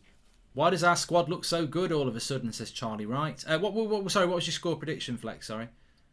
2-1 United. 2-1. I've gone 3-1 United. I think we'll concede first as well. You know what? I think I've looked at that team probably. You're always more realistic than me. I've probably looked at that team and gone, oh God, Cavani, Greenwood, Van der Beek, Bruno, Pogba. But I'm assuming they're actually all going to be on it and click, and that's sometimes the problem with United. And I do. As Ricky said, it could be too attacking. Yeah, he won't like this. He won't like the shape of this team, will he? Although Matic is playing, unless they do play a 4-4-2 where they're all in the shape, because he didn't mind it against Man City, did he? The thing is, and I will stick up for the Ollie outers here a little bit, even though obviously I'm not Ollie out. I will say this, that you know what? The Leeds game, we deserved to win, but Leeds had a lot of chances and they do play very open. And it wasn't a surprise to anybody that game ended up with 8 goals because that's what's capable. Sheffield United was 3-2. Southampton, we were 2-0 down at half-time. West Ham, we were 1-0 down at half-time. We are winning a lot of games, but they've all been quite tight. So actually going for a 3-1 comfortable win at Goodison Park when they've got a couple of thousand fans in the ground and they have got the same points of us in the league is probably a little bit optimistic. I love how you just undermined your whole self. I like that from you. But if I'm right, it's just it's a hunch, isn't it? Yeah. Anyone worried about lack of game time in back five, says Robert Anderson, and no swag song for Igalo. Has he played his last game, says Connor Shields. He'd probably play him against Watford in the cup because he used to play for Watford. Yeah, that'd be a nice sentimental. But there's no time for sentimentality, anyway, is there? Yeah, I don't think they will do that though. I think he has probably played his last game for United, unfortunately. Yeah. Mario G says Boohoo Bridge. Yeah, we are sponsored by Boohoo Man. Links in the video description. They've got a 70% off offer at the moment. I'm wearing some of their stuff at the moment. Flex is wearing it, but you just can't see him. He's not really, I don't think. Well, maybe he is. I don't know. But links in the video description. And thanks to Boohoo Man, you can get yourself some stuff and clobber like me through the link in the video description. 70% off. It's showing Pogba and Matic in CDM, says Rafa. Well, you know what? If you've watched this channel for any period of time, you'll know what I say about One Football, MUFC, Man United app and all that. I don't take any notice of the team until it kicks off because you just never know how they're going to line up. Heathy, the Mountain Top, says, I'm Ollie out, but I can respect what Ollie did against Leeds. If this continues to February, I'll happily be Ollie in. I'm just worried about his tactics. And do you don't remember me? It started with a kiss, says Sebastian United. I do remember you, Sebastian United. Where have you been? How is that our worst defender plays every game, says Alarico. I think he's talking about Harry Maguire there, Flex. You can answer that one. Why does Harry Maguire start every game? And you know what, as well? Somebody said this morning, there was an argument in the morning show between two people. I didn't even have to get involved in it. I started it off. I said, I don't think, on corners were a joke. And then somebody said, we've not even conceded that many from corners. And then somebody else said, we've conceded 4 goals in the last 5 games from corners. So, I think anybody with eyes can see what the problems are with that defence. Yeah, but I will be fair though, man. It ain't all Harry Maguire. Like, it's not. Like, the way we set up from corners, to concede like 4 out of the last 5 games, they're not all Maguire's fault. It's because it's this split responsibility thing and the zonal. Do you know what I mean? It's not, you can't just pin it all on Harry Maguire. I'm not saying he's been amazing and doesn't deserve criticism, but you have to big him up sometimes as well. And for large parts of the games, he is actually quite steady. It's just that he's got these deficiencies that are so present when we concede. That's the issue. I don't want to just make him the scapegoat because I've seen times where McTominay let his man run past him. Wan-Bissaka's not tucking in enough around the back post. Maguire tackles his own players. Do you know what I mean? Like, sometimes we don't stop the cross quick enough on wide areas. It's a collective thing. I don't like the scapegoat. I don't want to just only say Maguire's crap and it's all his fault why we're conceding from corners. I think if he was played with a quick, I've said this before. I mean, look, I give Maguire a lot of stick, but people don't listen. They don't listen to what I'm saying. It's like I still get thrown in with people who've left this channel as being Ollie out, and I've never been Ollie out. Not well, I have, but that was before we got Bruno. Since Bruno came in, I've never said Ollie out. I've said I don't think he's the right man, but I've not said Ollie out. And with Maguire, I haven't said sell Maguire. I think he's deserved. I think he should be captain and have that much responsibility. No, and I would have dropped him a few times as well, but. Yeah. I still think that people don't look past the partnership. The partnership's the problem. And you've said it there as well. The coaching, the positional sense of the corners, the pulling in of the fullbacks. Yeah, Maguire's probably the reason that happens, but he doesn't pick those tactics. And I still think if you put Harry Maguire with a quick centre-back, you'd get a better player because he could focus on his own game and being the dominant force in the air. But they spend so much time, Lindelof and Maguire, terrified of people running at them or the ball over the top. Yeah, 100%. And that's the limitations in their game. And that's where it comes down to, like you said, how functional, how compatible the pair of them are, or incompatible. And you look at the way we set up in terms of who tucks in, how quickly you get your fullbacks in beside you to protect you, how quickly you get someone in front of you in terms of a defensive midfielder, or just your midfielders who should be working hard to come and screen you. It's all of these combinations versus one-on-one in a foot race. Harry Maguire is going to lose against a fast player. Do you know what I mean? So you've got to just take all of these things into account, because before it used to be Lindelof just gets bullied in the air all the time. He's too lightweight. Yeah, he's good on the ball and stuff, but he gets done in the air, or gets done if he goes shoulder to shoulder with someone. And to be fair to Lindelof, he's been really settled, I think. Yeah. I think his performances have been really good and really steady. And we haven't really seen his weakness highlight. It doesn't mean that he's got stronger because he's gone gym and now he's not soft anymore. It doesn't mean that. It just means that he's playing really well and maybe not finding himself in those positions anymore. Whereas I think Harry Maguire, because we know he's good in the air and we want him to be dominant, and Ollie himself, who's actually put this on Maguire as the leader, as the one who his performances should be better than anyone else's because he's the captain and everyone else should follow suit. We're then finding that actually Harry Maguire just isn't that guy. I don't think Harry Maguire would be getting this heat if he wasn't, if A, he wasn't the captain, which Solskjaer chose, and B, he didn't play every game, which Solskjaer chose. Those and two see things. If he wasn't £80 million. And the £80 million. The three things that go against him are the three things he has no control over. You're right. That's why I cut him a little bit of slack. No, yeah. I hope he appreciates that. The fact that we regularly come back from behind in games is surely a sign that the players are playing for Ollie and like playing for him, says Alex Marmon. I think you're spot on, mate, yeah. Welcome to the Members Club, Swain Sumner. Thanks for joining. And a friend of mine who doesn't watch too much football is good at reading people, though. He pointed out that Maguire is probably the type of captain who diffuses bar fights instead of Bruno, who will cause Avengers Civil War, says Jade. Yeah, look, I mean, yeah, I think you're probably right on that one. I do think you probably are right with that one. 25 minutes to kick off, yes.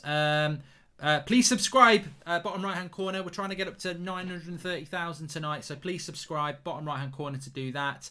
Let's see if we can get that done. I think Ollie's being hopeful about Maguire, like how we are being hopeful on Ollie. Ollie needs better staff around him, like Maguire need fast defender with him, says Sheikh. And they like Ollie, but they don't want to win for Ollie, says Ryan Adams. No, I think that was a great point, personally, Flex. I think that we've seen... I mean, I did an interview with the Norwegian journalist Fredrik Fieldvets, who obviously knows a lot about Ollie. And he said, look, to be honest, I want Ollie to do well. I really like him. But, there is that confusion about whether he will do. But what isn't in doubt is the best manager in the world when he's got a knife at his throat. Like, effectively, when he's in trouble, there's nobody better. And we've seen that. And... you can only do that if the players are with you, because as we've seen, not only at this club, but other clubs, I've seen it happen at Chelsea a couple of times, when the players smell blood, they turn on you. And these players have never done that to Ollie. So for all these people who say, oh, Ollie's a PE teacher, he's clueless, these are high-level footballers who, they know Pochettino's there. They could easily just go, you know what, we need this over. We need this to end. Let's get it over and done with ASAP. But they don't. Like what did Bro say? But they don't. They go out and play, don't they? So they must. There's something about Solskjaer that these players definitely do like, because whether they like him or not, what I'm trying to say is whether they like him or not, it's still, liking somebody isn't the same as thinking somebody's going to make you a better player. They play for him, man. Yeah, they play for him, and they play for him at all times. And look, it does kind of feed into people who are Ollie out, who say it's just individual brilliance all the time, because he's got good players that. More good things are likely to happen if you've got better players, which kind of is a generic theory, of course. If you've got the likes of a Bruno Fernandes in your team with Martial and Rashford running around and creating space and stuff like that, or Paul Pogba who can unlock a defence, or just bust out a little Cruyff turn or Maradona turn, things are going to happen. And I think their argument is that you just can't only rely on that and that only. So I get it, but you're right. You're 100% right. Like, these players do play for Ollie. They do this whole thing of like, they don't respect Ollie. They just see him as a guy who's come from Mulder, or just because he's a legend of the club, they don't rate him. They think his tactics are absolutely awful. Well, they might think that they need to have a bit of improvement and the training sessions could be a little bit better. But by and large, they play for him, man. They do play for him. We've seen it. Ollie's complained about fixture congestion, guys, says Rod Hatherley. I don't know whether he's done that now. A friend of mine, I've done that one. But there is a direct quote I can give you from Solskjaer as well. He's just been speaking to Sky before the game. He said, he was asked about Bruno Fernandes' inclusion. And he said, Bruno is one of those players that can recover very quickly from matches. So there you go. Yeah, there you go. And that's it. Obviously, we know the player. Now, that's not to say, look, you can always play a game and... someone goes in, studs up, and then your ankle's bruised and you have to come off. That can happen. Or you can always pull a hamstring. That doesn't mean that Ollie got it wrong. Do you know what I mean? He sees him day in, day out. He sees what the recovery is like. He sees them in the flipping ice baths afterwards, and it gets the medical reports. And I know our medical team's been a bit of a joke because we've had so many injuries, but you've got to kind of back that because the stats don't lie. He's playing all these games and he ain't had an injury yet. So he does seem very, very fit and very durable, doesn't he? Yeah, definitely does. Definitely does. So yeah, they're showing Donny van der Beek on the screen at the moment. What are you looking forward to in the live comments? What are you looking forward to? Agree with the chat about the type of person Maguire is, says Sam Rayan. There's a vid of him donating food to his childhood area. He's a role model. That's not leadership though, says Sam Rayan. Yeah, I mean, look, I think Harry Maguire is quite clearly a nice, likeable lad, and Solskjaer's made his choice. He's not gonna change his captain. He isn't. And I think the best way to cope with that is not to get stressed about it, is to just realise that he may wear the armband, but he doesn't really. The real leader of that team is Bruno Fernandes, not just because of what he does on the pitch, but you see it with his attitude. You see the way he shouts at players. He is the real leader. Maybe Harry Maguire's the guy who diffuses things and calms things down and tosses the coin with the ref. You know, Bruno is the real leader, and I think everybody knows that. I noticed in the United vid on YouTube that Ollie is on the baseline a lot. The broadcasters make him look lazy by only showing him seated, says Aditya. But absolutely, Mark, players aren't giving up on him. Also, for all the blah blah around Van der Beek not playing, look how he celebrates DJ goals. They do believe, says Shake. And big up, Mark, you look like a professor today. I would have started Mata ahead of Bruno. Ideal scenario would be to sub him early if we are winning, says Alex Shaw. Well, Lingard's on the bench, so maybe that's a sub that we could do. But I don't think it will be that sort of game where you can sub Bruno off, to be honest. I don't think we're going to be 3-0 up at half-time against Everton somehow. So I think he probably will play a large proportion of the game. 3-0 United by 60 minutes, Bruno off, says Andre Honnigan. Yeah, exactly. I don't think that is going to happen. But what are you looking forward to from this game, Flex? There's a lot of players. You know, it's difficult, isn't it? Because sometimes you get one player coming into the team, you go, I'm really excited to see how Tellez does today. But we've got Tellez, we've got Pogba, we've got Van der Beek, we've got Twansebi, we've got Eric Bailly, we've got Greenwood, we've got Cavani. Yeah. Again, it shows that depth of player coming in, but there's a lot to keep an eye on. I mean, Henderson's in goal. He needs to have a bloody good game after last week. It does. It's all of them. All of them, Mark. There's not one individual Exciting. player around that. Pardon? It's exciting. Yeah, it's exciting to see all those attacking players in there. It's exciting to see new combinations at the back. You know, 3 new additions to the back line, or 4 if you want to include Tellez, to the back line. So you just want to see it all fit in. I think Pogba and Matic.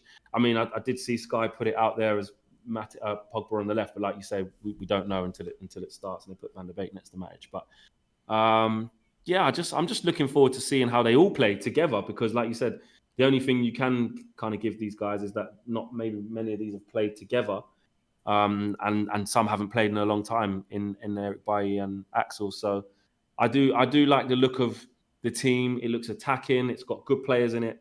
It doesn't seem like negative. It doesn't seem like, you know, Ollie's trying to hold back or be too cautious.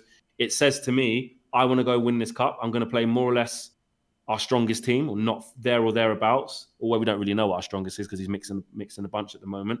And like we said, we've got to keep remembering, we're not going to get onto him too much in this period, because there are so many games, literally 2 days in between games and things like that. So you've got to just go with it. And I just want to see attacking, entertaining football and no stupid ass mistakes.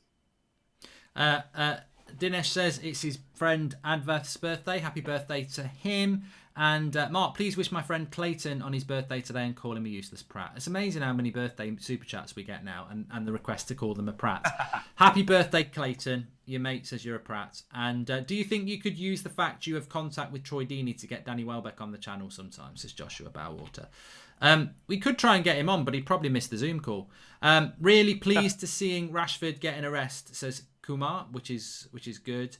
I did hear Bruno Fernandes saying that he wants to have more goals and assists than games this season. I mean, it's just such a driven character, and you know, we're coming up to a year. Next month we've had him a year, and his stats just don't start dropping off.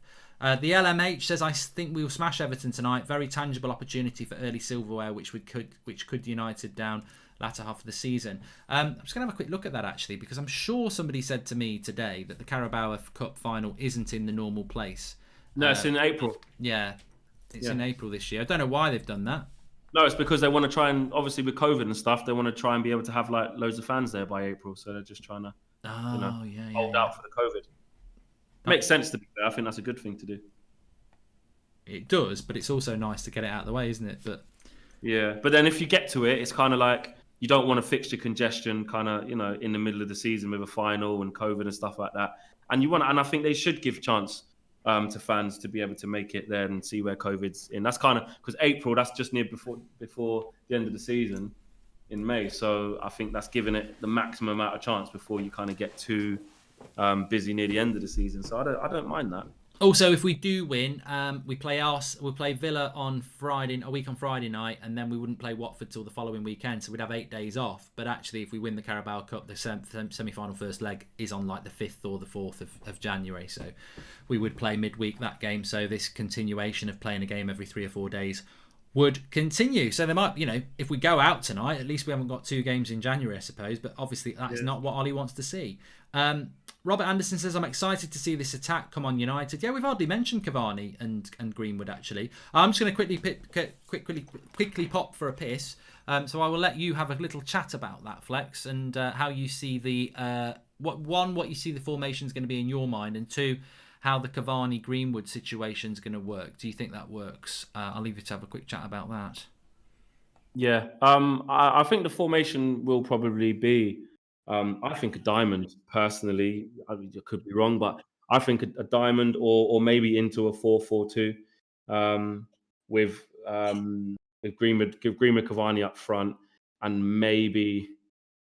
Greenwood on the right, maybe Bruno just off him / as a forward, and then Pogba on the left, and then Van der Beek and Matic in the middle. We could see that, but I think it will probably be a diamond. And if it is, look, you got the right ingredients there. That's one thing you have to look at. You got the right ingredients. I always say it's not really too deep about the formation. It's how it's played. Do you know what I mean? You got to look at that. I keep saying, a manager's tactics and the instructions that he gives to his players is what the most important thing is. Do you know what I'm saying? So for me, I don't really get too bogged down if he starts if it's a 4-4-2 or 4-2-3-1 or a 5 at the back, because if it's implemented right, no problem. I have no issue with that whatsoever. So and I want to see Cavani off the mark, though. I mean, look, we know his movement's sharp. We know he runs across that front post. He makes good second and third runs. He holds the ball well.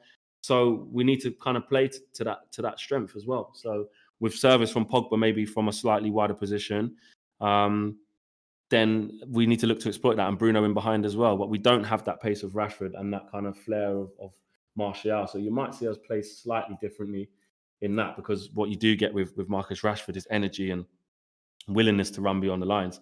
Mason Greenwood is he's not as electric as that. He's not a straight runner, but if you can get him in facing his defender with a defender backpedaling, obviously he's always going to look to get his shot off. So I think we've got to feed them the ball as quickly and as efficiently as possible, man, and get Bruno on the ball as much as we can as well. Oh, he's still not back. Because I can't see on my screen, so I thought, is he back? Is he back? I don't know. I'm not sure. Hold tight, everyone saying Goldbridge has gone for a shit. In the comments, hold tight, everyone in the free seats. I see you as well. Flex is speaking to a chair, says Dermot. 100%. Super chat here from Shane. Says, lads, we have to remember this Carabao Cup, and it's a chance to get a winning mentality back in the squad. Winning this cup would give us such confidence for the run-in to the end of the season. This season is going to be won on confidence. Great show, top man. I agree with that, Shane. I really do, because I think as fans, we can look at the Carabao Cup and always kind of dismantle it. It's just shit. We don't really care about it, like whatever, because we're allowed to choose as fans. But if you're a player and you're in a new team under a new manager, which a lot of these players are, and a lot of these players have not won anything, especially at Man United, they should go for it. And I want them to have the mentality of wanting to win everything, want all the smoke, as they say. So, yeah, and I think Ollie's press conference tells us that. So, to be fair, although we've got a few reservations, Bruno's starting, etc., sometimes you have to just think the old school. Listen, I just come for all of it. I play almost my best team every game where I can, and I want silverware for this group, because you're right there. It will kick us on. It will. Why does Mark look like a PE teacher, says Ajmal? And you're all being very glassesist. That's what you're all being. And Flex and Mark should start a Sunday morning show called What the Fark, says Danielle Ansari. We've had a sticker from the Royal Mail X saying good luck, and it was sad to see a small player like Calvin score a header with our big players at centre back. He's not that small, Wayne Ramsey. I don't think Calvert-Lewin's particularly small. Calvert-Lewin's massive. I think they're just being ironic. I think they're just being silly there. Liam Devon Red says, wish everyone happy birthday on the United Merry Christmas to everyone on the United Stand. Stay safe and hopefully we can get a result tonight. Yeah, I hope so. I've just don't know. We've not spoken about this. Come on, Iwobi, we shouldn't have sold him, says Zayn Miasi. You definitely shouldn't have sold him, and he is crap. I mean, whether he scores tonight or not, he's such a frustrating player because I like Everton and I've watched them quite a few times over the last year, and he is either. He's either average or shit. He really ain't that good. But who's that? Iwobi. Yeah, he's no. And they paid good money for him, I think. Yeah, paid like 25 million for him, 30 million, didn't they? I'm just a little bit worried. I am that we're not going to have that much more football before we get into a scenario where it's suspended for a little bit again. Well, where football's off? Yeah. You think? You live in an area that's now tier 4, and I've spoken to a few people down there, and everyone I speak to is now saying, "Oh yeah, such and such has got it." It seems to be a lot more prevalent than it was back in March. Look, I don't want to scaremonger people, but I that is true. That is true. There's people in closer circles to me that it's definitely is spreading a little bit a lot quicker. But I think the reason why my view of it, and this is my own personal opinion, guys, I don't want to project it onto other people. This is what I think. I just feel that because football is tried and tested within this setup, regular testing, secure, obviously no fans. I just think that they've proved that it can work and it can work safely. I just think that as long as you have to have access to consistent testing, do you know what I mean? And create these bubbles. So they did say, obviously, the players in tier 4 areas will now get tested twice a week instead of once a week. So depends what the players are doing, isn't it? Depends what the players are doing, because we heard stories around certain Manchester United players throughout the summer months who were rumoured to be taking the piss, quite frankly. And we don't need to talk about what players there are, and people will speculate, and I can tell you you're probably wrong. But there were those rumours around United, and actually it panned out with other players. There was Man City players, Villa players who were caught out doing it. So it's whether if the players are safe and they don't mix and then they're being tested, then we should be fine. But it only takes one club, 2 clubs, 3 clubs to fall away, and then I think we'll put ourselves. Well, you look at the Newcastle had to cancel their game, didn't they? Yeah. Because there was an outbreak within the club. Millwall's game got postponed against Watford. Yeah. For the same thing. So look, it can. I think what we've seen so far, I think that's only a couple of clubs where we've seen that happen. There hasn't been that happening all over the shop. Where I think the biggest worry in the first lockdown, when football hadn't come back yet, was, what happens if someone catches it? Then what we're going to do? And I just think they've proved that they've moved past that. And I think a load of people seem to be at ease with that. Do you know what I mean? I think they've proved that, and I think that will help. David Aguirre says, do you think we look at Manchester's talent as too static? Could Ollie's odd mistake be seen as experience that should improve our team? Zane says, Flex, you can laugh, but we are getting Rodgers. Let him do his magic with us. And Nate Bennett says, if we can get a world-class DM and slot them into this lineup today in place of Matic, I don't see why we can't play Pogba, Donny, Bruno together more often. I'm really interested to see how Harry Maguire and Eric Bailly play together, because I just think that it should give a different dynamic, but whether that is the case or not, we'll see. And Ancelotti is one of the greatest managers of all time, says Yenny. I don't think you're wrong. I think he's a fantastic coach. I do. I think he's a good coach, but he is definitely coming towards the end of his days as a coach now, but it's still a good one. Maybe Ollie's not resting Bruno because he believes football will be called off again. Maybe. And I never said that I rested Bruno. I said I took him off last game and he wasn't happy. Bruno is one of those who recovers very quickly. But then again, if games are won, why not rest him then? Says that was what Ollie apparently said. And a few people saying, should Twansebi be starting at right back or should he be playing at centre back? I just think it was an opportunity to give Wan-Bissaka a rest. I think that's why Twansebi's playing there. And he obviously, he could have played Bailly and Twansebi together, but he's but who is going to play right back if you do that? Because Williams he said he hasn't trained, he's not in the squad. Yeah. Who are you going to play? Who are you actually going to play right back? Exactly. I predicted that, and we knew that Harry Maguire would start, so it's fine. Listen, mate, I saw. I think it was 15-16 season, Arsenal away. We did lose the game, to be fair, but Axel flipping pocketed Sanchez in his prime, mate. And he forget that, actually. Pocketed Mbappe flipping last month. He's a funny old player, Twansebi. At some point, he's got to be given some consistency and a bit of a run out, hasn't he? But you know, he can only. These are opportunities for people like Greenwood, for Telles, for Van der Beek, for Pogba, for Twansebi. You know, I'll never trust Eric Bailly because I just don't think he can stay fit. But there are. Yeah. It is an opportunity for players tonight, and they need to grasp it, and hopefully they will. And you know what? I think it's a. I think I'd rather be playing this game tonight than playing Brentford in a quarter-final of the Carabao Cup, because you can't learn anything from that. Exactly. I do, again, though, just back to the importance of set pieces just quickly. I'm just looking at Yerry Mina in the tunnel and remembering, you know, he's so big. Keane's decent in the air. Obviously, we know all about Calvert-Lewin. Richarlison's handy. I tell you what, that would be interesting. I wonder if this will be really interesting. Keep your eye on this tactically tonight. Obviously, you're right. You know, the tactics obviously come from the bench, and I'm sure way more than 2,000. What's going on there? The zonal marking will be the same, but be really interesting if Twansebi tucks in on Eric Bailly like Wan-Bissaka does, because that will confuse me tonight. If Twansebi doesn't tuck in, that's not from the coaches, unless it's from the coaches specifically for Lindelof and Wan-Bissaka, because Wan-Bissaka got caught under so many crosses at the weekend. I think the concern with COVID is if the European countries allow UK players in, especially with the new strain, says Mike Evans. And I worry about your glass flying when there is a goal. Damn the situation of the glass if we concede a corner. So, yeah, my glasses might come off, actually. Ethan Perrin says, Merry Christmas, Mark and Flex, and Happy New Year. Wishing the best for you and your families. Thanks, Ethan Perrin. Anyway, better let you go, mate, because we're 3 minutes away from kickoff.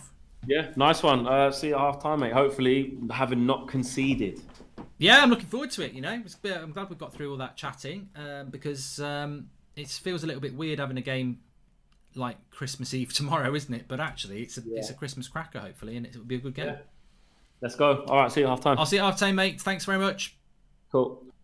You can follow Flex on Twitter at FlexUTD. But it's you and me now until half time, and obviously player ratings in the second half you can vote for on the website. Remember, we are sponsored by Boohoo Man today. Links in the video description. They've got 70% off on their website at the moment. I'm wearing some of their clobber at the moment. As you can see, you can look as good as me or better by getting yourself some of the Boohoo Man range. Link is in the video description. They've currently got 70% off, so we don't have any offers or anything like that because they currently have got 75% off. So links in the video description for that one.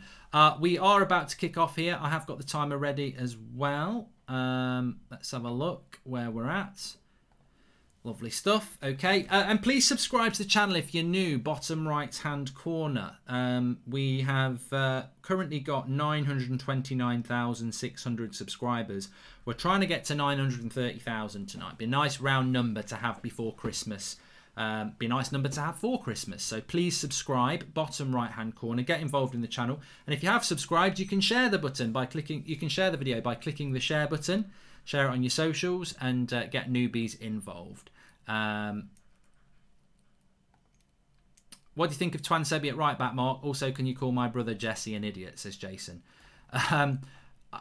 I predicted this on the preview show yesterday that Twansebi could play at right back, so I'm not massively fussed about it. I think it's an opportunity to give game time to Bailly and to Twansebi, which to me is a good idea because he was never going to drop Harry Maguire. But there are two things I really want to keep an eye on tonight. One, tactically, three things actually. The first one is, will Twansebi tuck in on Eric Bailly?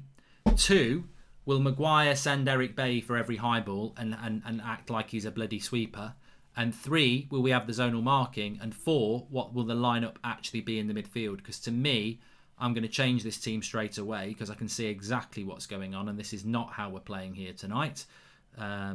So let me just change the team because it's not this team. It is this 11, but it's not how we've predicted it to be.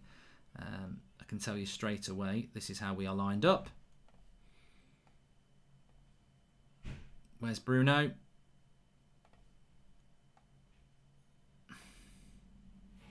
Mason. Cavani. So that's how we're lined up tactically. How are you guys going to be celebrating 1 million subscribers? KJ's all right. We'll be sick when it happens, says Bellow Singh. I don't know, mate. I mean, you know, hopefully we'll get through this COVID and we'll be able to have a big party and stuff like that and get people and, you know, maybe go around the world and stuff like that. It'd be nice, wouldn't it? We'll see. Please subscribe, bottom right-hand corner. Anyway, Manchester United have got the ball here with Harry Maguire. Interested to see how high the defensive line plays with Eric Bailly there, because he's got the recovery pace. We talk about Maguire will be a better centre-back with a quick centre-back next to him. Nice little flick by Bruno there.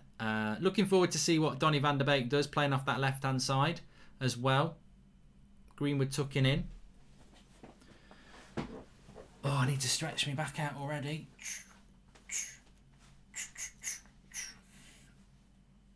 Oh, it feels so good. Matic bringing the ball forward here. Should be a good game tonight, though. No excuses for either side. We've got a lot of players that are, 9 changes, but a lot of quality. Cavani's on side here. Lays it off to Bruno. Low shot and straight at the keeper. I think he was actually offside, Cavani there. But no excuses for Manchester United, first of all. 9 changes, but the quality of players coming in, the Telles, the Cavani, the Greenwood, the Pogba, the Van der Beek, the Matic, the Twansebi, the Bailly, Henderson in goal as well. Lots of quality players coming in who should be looking at the way we're performing and going, I want a bit of that. So we've got 9 players there, and you'd want, at the end of the game, you'd want to be doing the player ratings and saying Henderson was fantastic tonight. He was fantastic tonight. Here we go. This should be, Bruno nearly got it to Cavani. United starting off well there, and Bruno knows it was a bad ball by Everton. Greenwood nicks it, gives it into Bruno. I think Bruno should have took another touch. He could have had a shot himself. I think he got stuck in 2 minds. Unusual for Bruno to do that. So yeah, lots of United players with quality who can, give Ollie a headache really. And also, it's not a bad Everton side. Donny's found it here. Cross is good. Cavani on the front post. Everton a little bit scrappy here. They have got fans in the ground, but they've started off a bit scrappy. Listen up, yo, says Sebastian Anderson. If Ollie wins the league this year, we should all get a standalone video of Mark, KG, Flex, Beth, Kevin, Ricky singing Ollie at the wheel. I'm sure you'll get more than that, Sebastian Anderson. Thanks for the super chats. You can do that through the $sign. Mark, what players from the relegation fodder do you think United should sign? Aubameyang looks good to me, says Uber Melon. He's on form tonight, is Uber Melon. But it's been a good start from United, says Tony Garner, and it has. We've started off well. And this doesn't surprise me. My score prediction was 3-1 to Manchester United. I'm not saying it's going to end up being that, but it's very rare that you can make so many changes and have so many quality players. And we've won a corner here, Twansebi. How much does the winner of the Carabao Cup get, says Real New Money 818. I don't know. I don't even know what Carabao is. Is it I do know what it is. It's an energy drink from somewhere. Is it in Asia? Because I remember they did a draw, didn't they, one time, and it all went to shit on Twitter. Anyway, corner here. Telles will be on it. Watch out for Harry Maguire. We've got some good height here. He normally has a stormer against Everton, Harry Maguire. Well, he's holding his head there. I think he thought he had a goal. Olsen's tipped it over.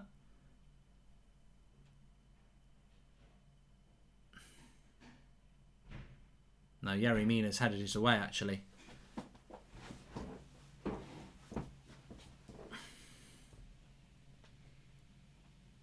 Greenwood.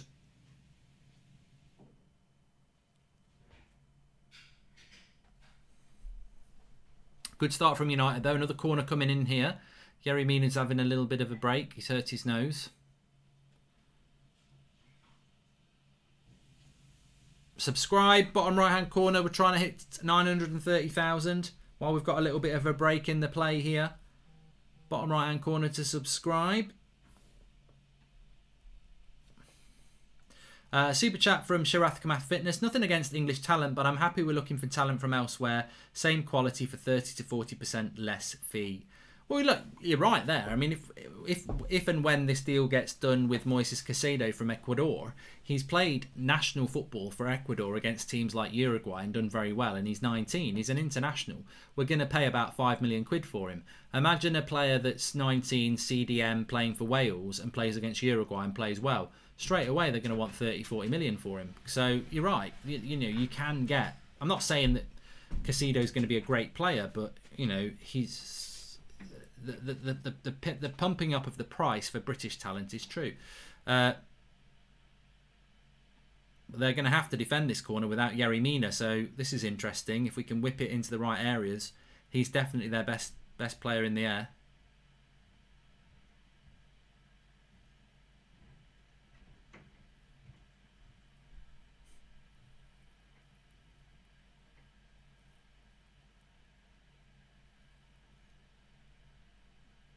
I think Duncan Ferguson's the assistant coach for Everton. He was a very hard character, and I think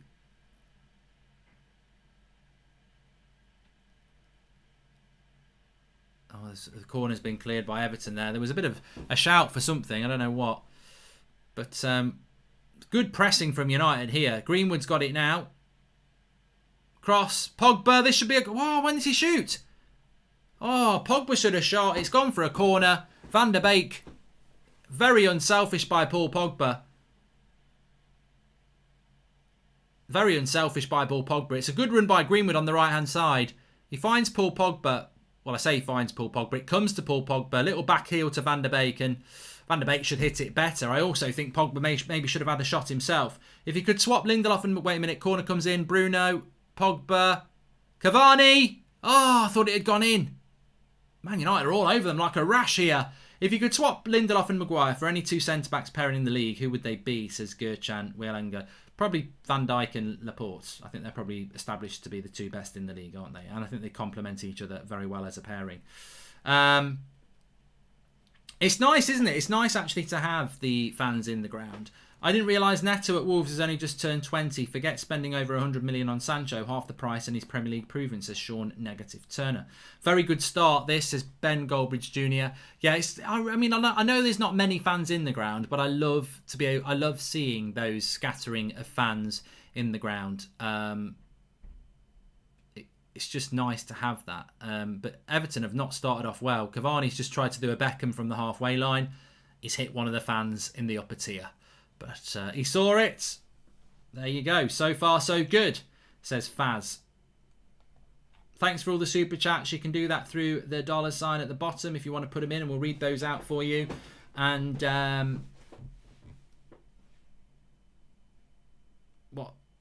it's on Sky Sports in the UK. Everton have not started off very well, but I watched Everton play Arsenal on the other night, and again, they did. It was a close game. It wasn't Everton at their prime, and I just think, as I said, I think this first 10 minutes from United is exactly why I think we can win this game comfortably, because you've got so many good players on that pitch. Matic is a very good player. Van der Beek is a very good player. Telles is a very good player. Pogba's a very good player. Cavani's a very good player. Greenwood's a very good player. We've got so many good players that are not first teamers at the moment who are desperate to be first teamers, and they'll be up for it. And they'd much rather be playing a good Everton side than playing bloody Brentford, because everyone will say, oh, it's just Brentford. If we win and we play well here, we're playing a first team Everton side who are joint fourth in the league. Welcome to the Members Club, Bernard Glover. It's another corner for Manchester United here. Let's try and get it on somebody's head. No. Not really delivered with these corners yet. First match without VAR for me in a long time. As annoying as this is, I feel like something's going to be missed, says Patrick St. Pierre. Oh, there's no VAR?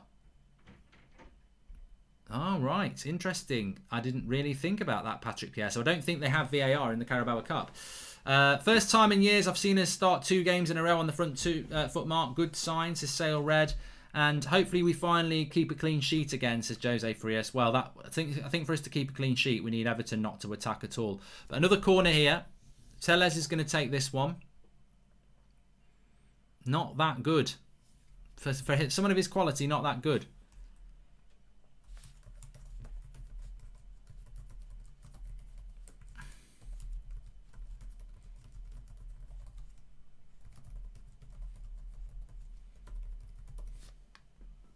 But we've started off very high pressure, and it's worked so far. I mean, this is Everton's first foray into our half.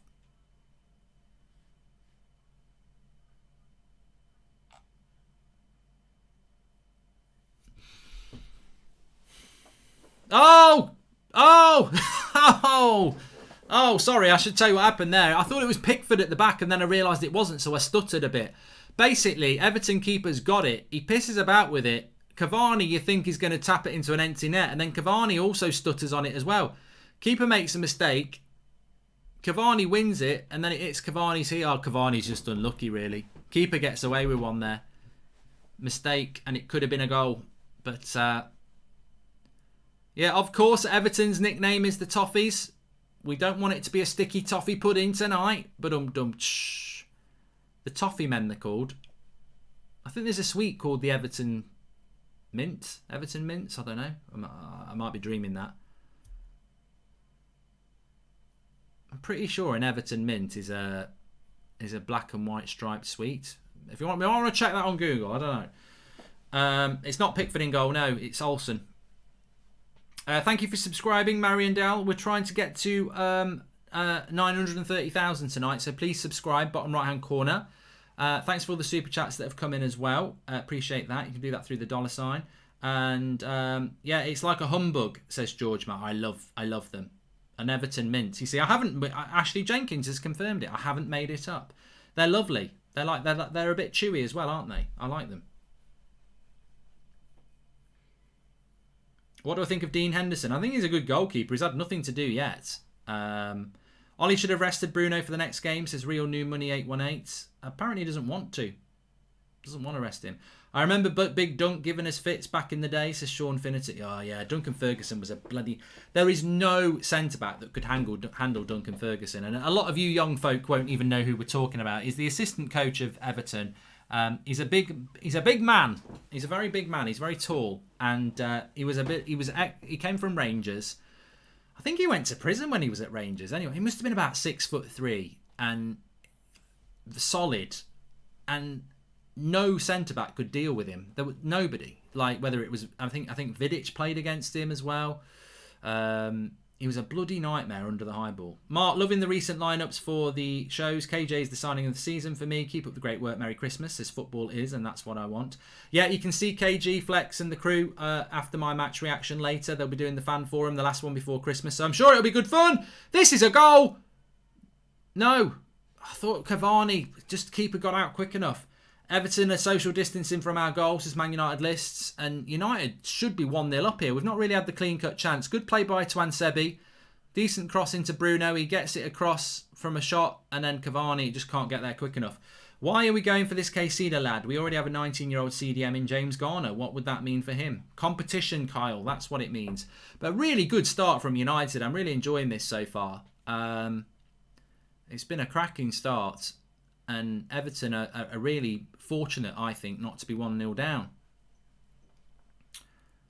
Cavani's not having a good game, says Mohammed. He probably just looks at it. I mean, remember, Cavani's been out for about 3 weeks. So he just probably looks a little bit rusty. But that's why we need him to have a game tonight. I mean, I don't know what's happening with Cavani. Tony Garner says Cavani should have been quicker there. I think it's just sharpness from Cavani there. I don't have a massive problem with that.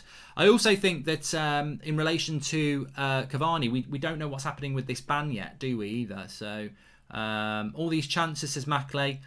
I think Van der Beek's chance was the biggest one for me. And Bruno probably should have done better with that through ball. Happy that Rashford and Martial are being rested. This United team looks hungry so far, says Nemo DeFish. And this is really important. This is really important. You look at the players that are not playing tonight. Lindelof needed a rest. Fred and McTominay rested. Martial and Rashford rested. Wan-Bissaka rested. Luke Shaw rested. And we can still put a team out like this. We have probably got one of the best squads in Europe. Unfortunately, we are very, very short in two important positions, and that is centre-back. We don't really have the cover there, because Maguire's playing again. Who's playing next to him? Eric Bailly, who could just get injured at any moment. Lovely little flick. Oh, the flick by Bruno there is magnificent. Magnificent. Pogba's got it back. Bruno with another flick. Tellez will hit this first time. It's a lovely cross. Cavani coming on the back post. Ooh, 1, 2. Oh, how does that not go in? Lovely play between Bruno and Tellez. Cavani gets the shot in. Olsen saves it twice on the back post. United should be 1-0 up. We're all over them here. Absolutely all over them. Fantastic start from United. It's just on fire. The confidence running through this team is huge at the moment. Greenwood with the cross. Van der Beek runs over it. Everton cannot get out at the moment. Absolutely all over them. It's a fantastic start from Manchester United.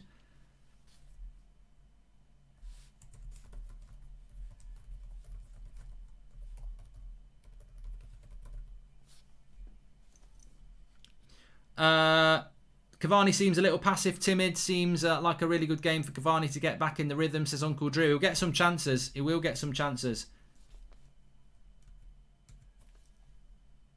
Twansebi's been class as well, says yes, man. It's been a fantastic start from Manchester United in relation to... Well, no, to be fair, Oasis Time says it's not a fantastic start with no goals. But, I mean, look, from a team point of view, the pressing... Everton have done... I don't think Everton have been in our box yet. Under Fergie, we most likely just stayed in the race until Christmas when we started showing the best form. I think Fergie always said something like, trophies aren't won in the fall. This reminds me of that, says Nicolal. Thanks for the super chats that are coming in as well. And Mark, did you like Berbatov? Says Real New Money 18818. I loved Berbatov. I did love Berbatov, and I was really excited when we bought him. But he was a bit of an infuriating player because he blew hot and cold. And, you know, we were so used to people like Tevez and, Ronaldo, Rooney, Van Nistelrooy, these forwards who were very talented but worked really hard getting back and that was never really what Berbatov was all about. I'm annoyed that he started Bruno. I think Bruno just wants to play every game. Also, he's aggressive and makes him prone to getting tackled. Sishrath Math Fitness. Cavani's having a field day, says Joe Dawson. Not yet, but I think there's plenty of goals for him if we don't want him to. If we do want him to.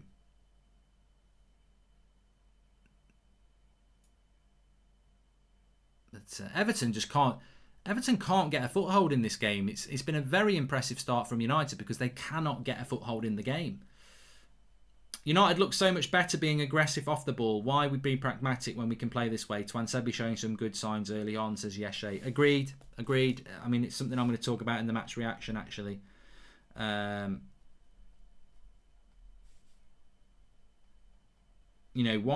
don't we start games like this all the time? It's definitely an approach, a tactic to play this way in the last couple of games, and it's really worked. You worry about Maguire. Well, you don't need to worry about Maguire, do you? Because they've not got at him at all. Because the midfield and the fullbacks have pressed really, really high. And I think that's really interesting. The fullbacks are leaving Bailly and Maguire. Like, they're leaving them. They're like, see you later, I'm leaving home. Whereas with Lindelof and Maguire, we don't see that. And again, I think we're seeing the fullbacks do that because of the pace that Twansebi brings. Not Twansebi, Eric Bailly brings. So yeah, it's a good, encouraging start. Sometimes football's not rocket science. Football's very, very simple, and we've all highlighted individually in our own ways and collectively that we need a quick centre back, and it's working very, very well in that sense. Hi Mark, do you think Champions League exit has triggered a greater sense of urgency and aggression in this team? Says Animish. Not necessarily. I think what's triggered it is is a change in the approach. We had to play differently against Leeds, and we've played differently tonight. We don't Everton normally would have had a chance by now, 20 minutes in. It's very impressive that they haven't, but it's because of the way we're playing. Everton don't want to play like this. This back four looks very assured early doors, but they look solid, says KA. There's definitely a tactical change. There's a speed to the team that's not there normally. Poor ball by Twansebi out there.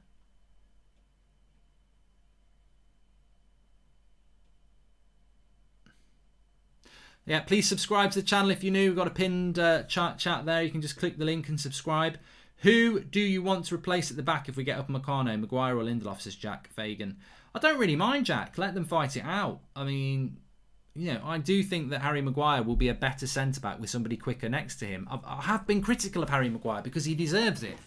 He does deserve it. He should be doing better. But I've also said we don't need to sell Harry Maguire. We just don't need to play him with Lindelof. And Lindelof shouldn't have to play with Harry Maguire. Let Maguire and Lindelof fight it out to play next to the quick centre-back. That's what I think. A lovely play by Sigurdsson. A little bit poor defensively there from United. I don't know who was at fault there, but he skipped through to. This is where you like Pogba. But the trouble Pogba's got today is he's going to pick up the ball and he's going to be able to hit a 40-yard pass. But where's his pace? Where's Where's his Rashford? Where's his Martial? Pogba's going to struggle a little bit today in relation to that because he's got that ball on him, but he hasn't got the players who's going to have the pace there. That's going to go for a goal kick. Whoever said Pogba, Bruno and Donny can't play together, sit down, playing well together. Maguire doing the simple things well tonight, which is good, says Lee Taylor.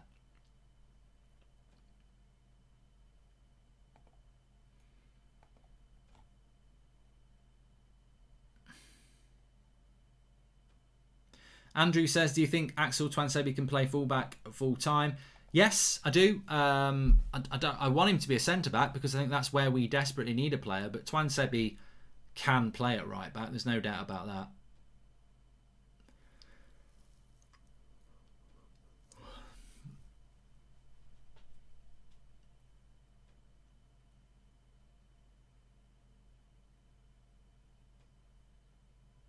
It's a weird few days, really, isn't it? Because we've got Christmas Eve tomorrow, we've got Christmas Day, and then literally in no time we're playing that game against Leicester, who've had all week off. A massive game against Leicester on Saturday. I'd rather lose today and beat Leicester. That's how big it is. You know, the league form is what it's all about. But it's good to see United playing tonight because it's such a different team, isn't it? You know, you've got that midfield of Van der Beek, Bruno, Pogba, and Matic. And at the weekend, we had McTominay and Fred. And it's like watching two different teams, but both very good. Cavani, great pressing. I believe Greenwood has already made 3 good passes. Everton in trouble again there. Bay using his pace well. Loving this. It's good tactics, says Daniel Luciano. Hope you and the family have a great Christmas, Mark. Thank you for all the free content. It's a massive part of my daily life and it gets me through the grind, says Andy Davey. Thank you very much, pal. Welcome to the Members Club, Bradley Marchant. Appreciate that. Berber had a language style, says Sean Finity, similar to Pogba. Doesn't look like he's working when he actually is. That's probably a fair assumption, yeah. We're destroying them, says Orbit. Yeah, if you can destroy somebody at 0-0, we actually are. You know, they've had. I don't think Everton have been in our penalty box. Very, very impressive. In fact, I'm going to put a tweet out about that while we're just watching Man United knock the ball about.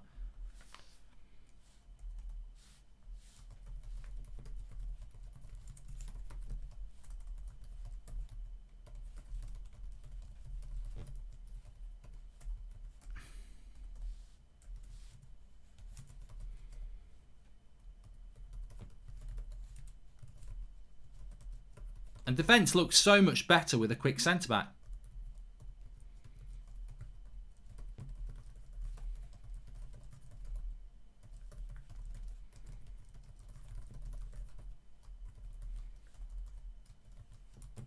It's not rocket science, people. It's not rocket science. We're playing a high line. Oh, Bruno! What a cross. No, it wasn't Bruno. It was Greenwood. It was.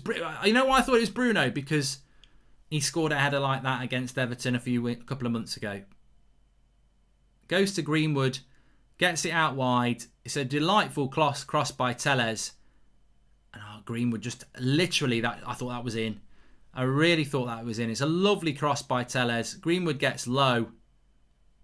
Oh, literally, it's the foot of the post.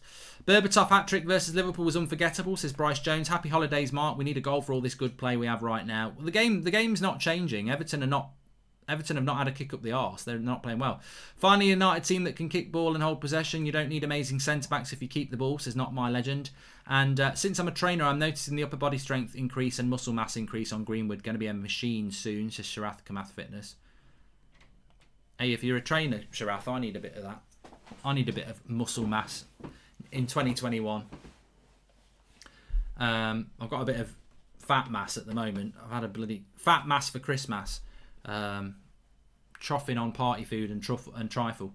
If we get the players we need, such as Upamecano and Sancho, how do you think we will do this season, and could we beat Liverpool, says Jack Fagan? Well, we won't get either of those two in January anyway. Well, here's Everton's first chance to put a ball into our box, and they're doing it from a free kick in their own half, virtually. And Henderson has let it go for a goal kick. Brune, Wood, Mark, Merry Christmas and toast for Manchester United, says Jenks 1102. The importance of Telles, who can cross, is massive, says Stephen Willocks. And we could do with somebody who can cross from the right hand side as well. Stretch marks, says Peter Higley. Great minds think alike.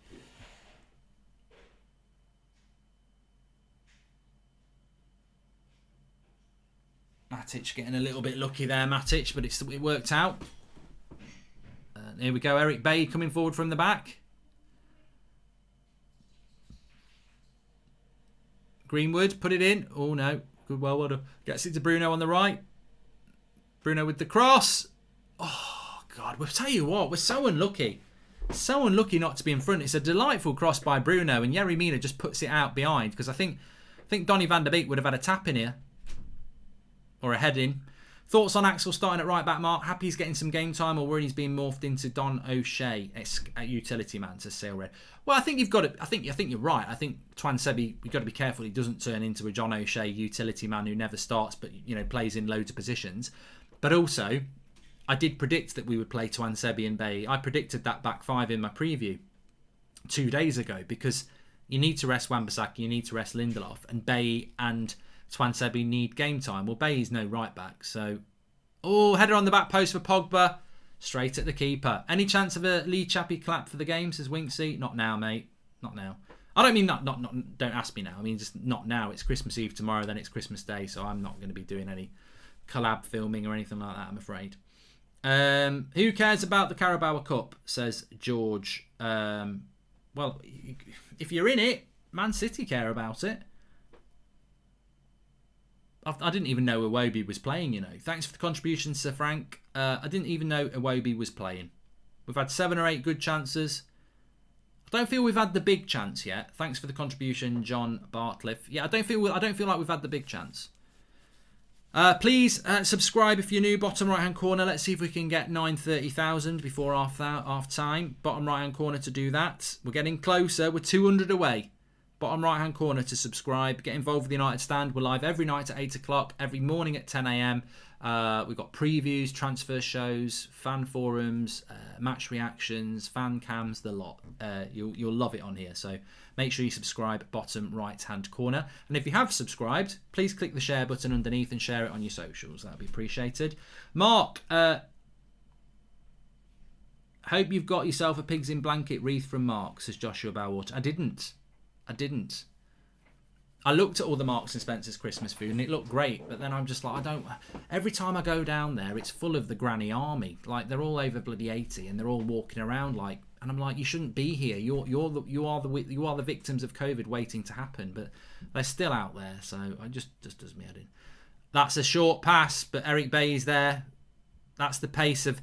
That is why you need pace there. Twansebi's pass back to Henderson is way short, and Iwobi thinks he's going to get on it, and Eric Bailly's pace just gets in there. Pace at centre-back has already been shown in this game how important it is. It's huge. In 30 minutes, we've seen exactly why we struggle.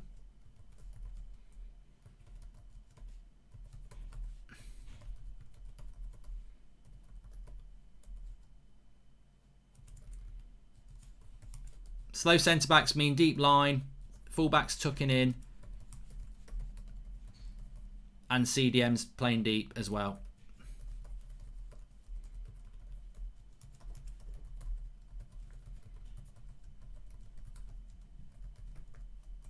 Has stopped all of it.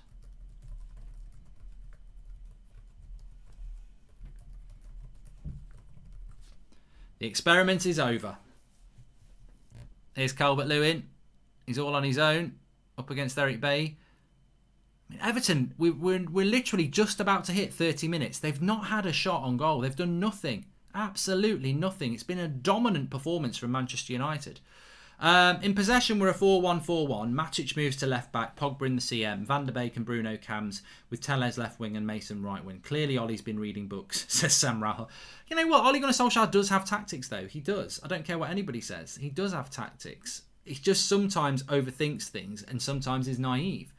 The question is not whether Solskjaer's got tactics. The question is whether he's a Manchester United coach, or whether he can become a Manchester United coach. That's always been the question for me.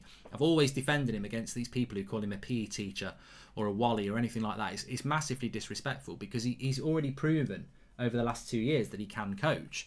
It's just the inconsistencies or the tinkering with the team that are infuriating.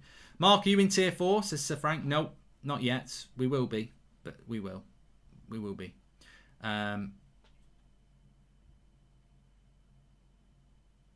Do I know any good movies on Netflix, says Darren Snedden. I'm sure there's plenty, mate. I'm sure you get some recommendations. I'm on Disney at the moment watching... I'm halfway through Rogue One. I'll watch the second half tonight.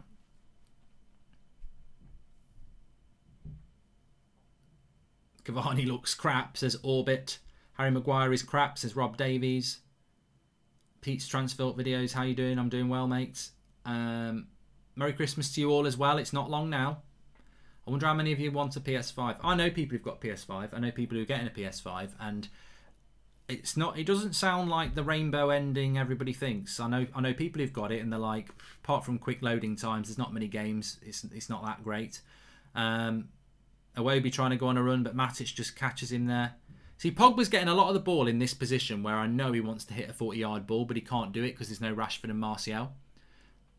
So it's a difficult game for Pogba tonight because he's having to play a different game. There's plenty of space for him. I would like to see Pogba get hold of the ball and drive with it a little bit, get forward himself, because he can't play that 40-yard pass.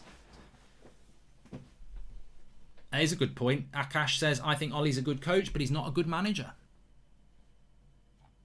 It would do Twanse be good playing at right back anyway. You know, there's a little bit less pressure at right back than there is at centre back, and it's game time. It's all about game time. That's the positive for me.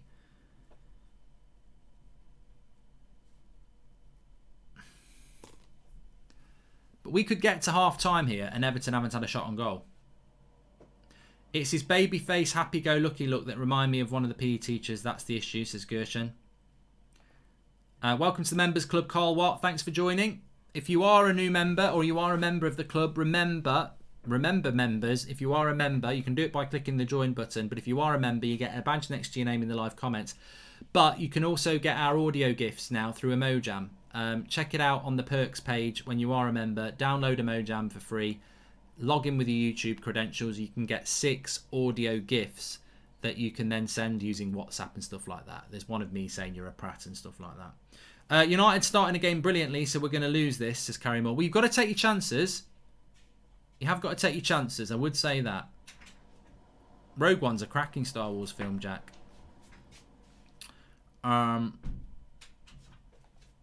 Nice seeing fans in the stands, but what the fuck are people thinking about being without masks? I hope every sod caught without a mask gets heavily fined, says Mr. Glenn Johnson. Well, they shouldn't be in there if they're not wearing a mask. It's disgusting. They should be booted out. And now they've got a corner, Everton. So United now, this is the downside of not taking your chances. We've dominated them for half an hour. We've not scored. It's 0-0. And you've got to take your chances. Bielsa in those glasses. Have a good Christmas, mate, says Mark Winter. Thank you very much, Mark.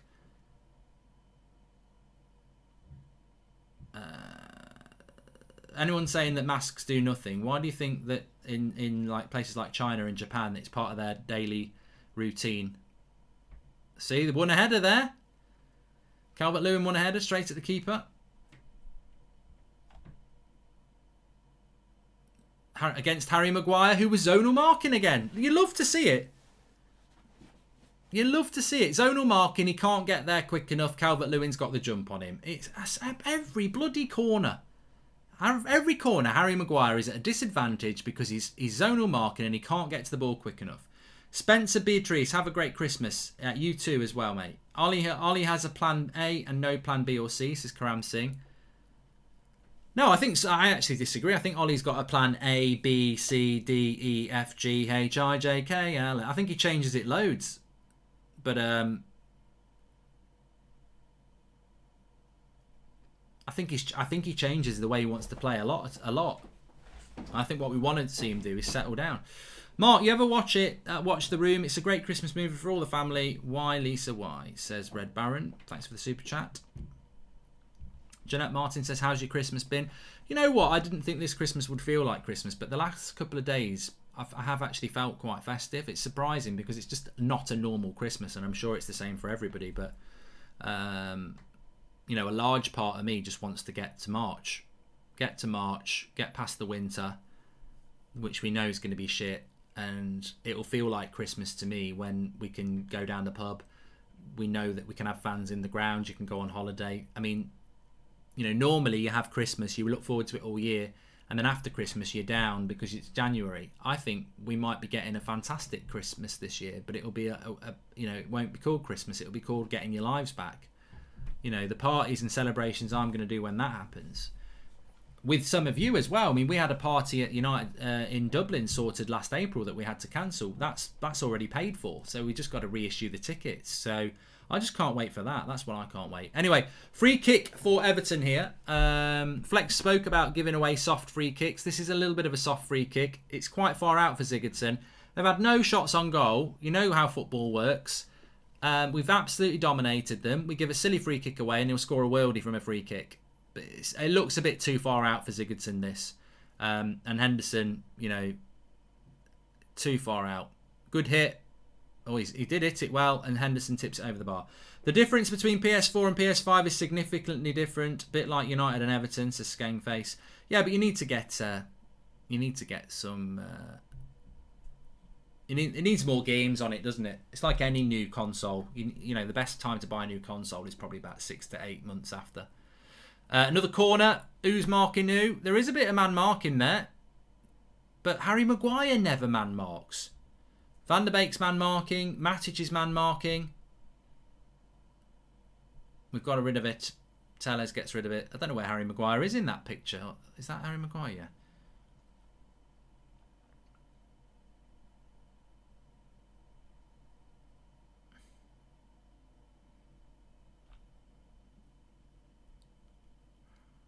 I've seen law-abiding citizen. Yeah. Please subscribe if you're new. Bottom right-hand corner. We're trying to get to 930,000. Let's have a look how we're doing. It's another corner here for Everton. A little bit of pressure here for Everton, actually. Obviously, we did dominate for half an hour, but they've started to have a look. They've started to have a little look, Everton, and they started to come back into it. And, they'll be feeling a bit confident. We're 100 subscribers away from 930,000. So subscribe, bottom right-hand corner. Let's see if we can do that. We could do it before half time. Robbo FM says, Christmas ruined, mate. Tested positive today. Absolutely gutted. Had a temperature Sunday. Was a bit rough on Sunday and Monday, but okay since. Stay safe. Well, I'm glad that you're getting better, Robbo. And look, at the end of the day, a lot of people are in the same boat. I know it's no consolation. It's a throw into Everton here. I know it's no consolation, mate, but Harry Maguire, I cannot stand Harry Maguire on corners. He's always jumping on the spot, nowhere near anybody, and ends up in trouble. It's such a waste of an £80 million centre-back. I'm not even blaming him. This is a tactical thing. He stands there around the penalty spot, and unless the ball's even if the ball lands on his head, someone could run and get a jump on him. It's too static. It's a total waste of somebody who's one of the best players in the air in the league. He always ends up looking like a prat from a corner. Well done, Eric Bailly. He's got to own and attack the ball, Scott Panton. Yeah, I'm not even blaming him. It's obviously a tactical thing. Harry, you stand and be the spare man from corners. Stand and be the spare man. He's the best header of the ball we've got. I don't understand what we do with Harry Maguire on corners. It's a joke at this stage.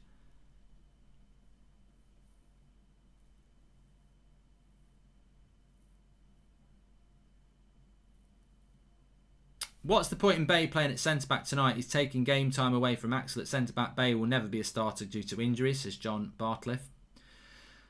I think it's more about getting two people game time tonight. I'd keep an eye on that, but I do think that's what's going on there. Bruno's doing too many flicks, said somebody there. He's doing a lot of flicks. They do work a lot of the time. Does a game like this suit Cavani? I'm just going to put something a little bit controversial out there. Does a game like this suit Cavani? Because we haven't got that ball over the top. It's a bit like when we had Berbatov in the team. Sigurdsson shoots straight at the keeper. A good first half an hour from United. Very impressive. Everton have come back into it a little bit more now. The game doesn't suit Cavani, says Tony Garner. Yeah, that's what I was trying to say in a way. I've seen Pogba picking the ball up, looking for that ball, and he knows he can't hit it because Cavani just hasn't had the... Here, right now. And he's hit it, and he's gone for Greenwood because Greenwood's the one who can do it. And that's exactly what Pogba wants to do, and that is exactly where Pogba is a threat. And he's got it in an area there where he's gone for Greenwood, who's the quickest of the front players at the moment. Karima18, welcome to the Members Club. Thank you for joining. I do like Harry Enfield. I've not watched it for years, Dighton. I used to love it. I might have matured beyond it now. What did you have for lunch? I had a McDonald's today. Christmas McDonald's, double Big Mac. Is Kieran McKenna the defensive coach as United? I don't know. I don't know who does the defensive coach.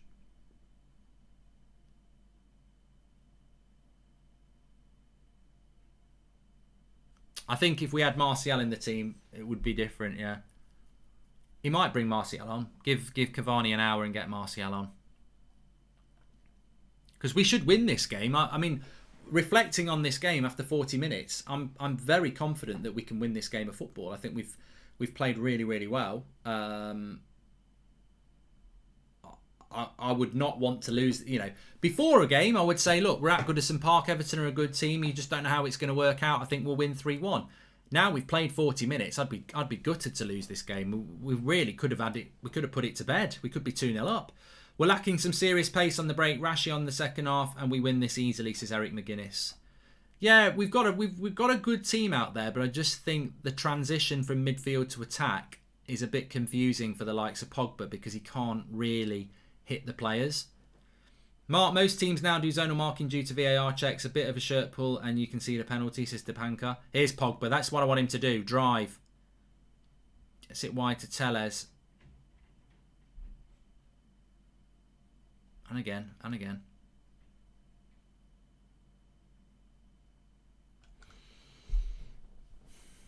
See, where's Cavani in that picture? He must be over... I can't see him. Have you ever heard of The Room, says Red Baron? Nope. Sounds like a horror. Palestri's not on the bench, is he, Lewis Gattel? I think a lot of people thought that he might be, but no, he's not.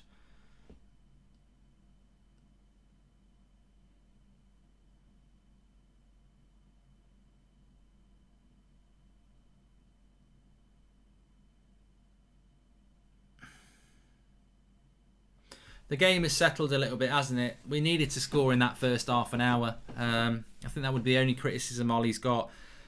As a performance, it's been very good, but we did need to score.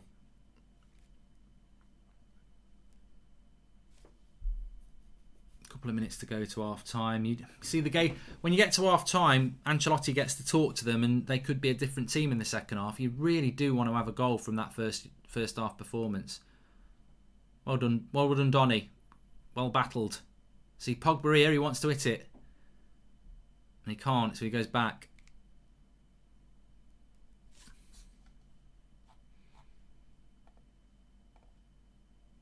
It's been a quick first half, F2 squad. Yeah, I think that's a good thing, isn't it? It has been a quick first half. Donny Invisible Man. No one looking for him, says Matt Fellows.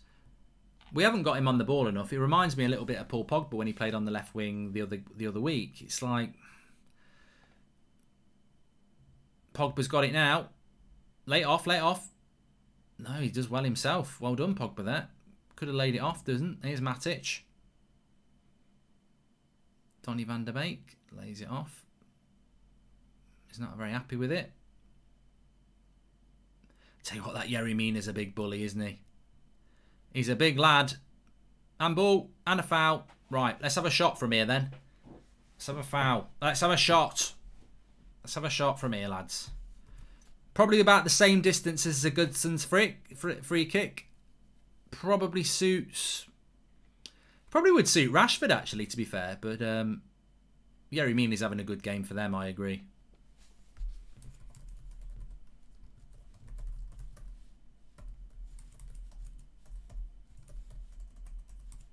If this was me on FIFA with Bruno, it's a goal.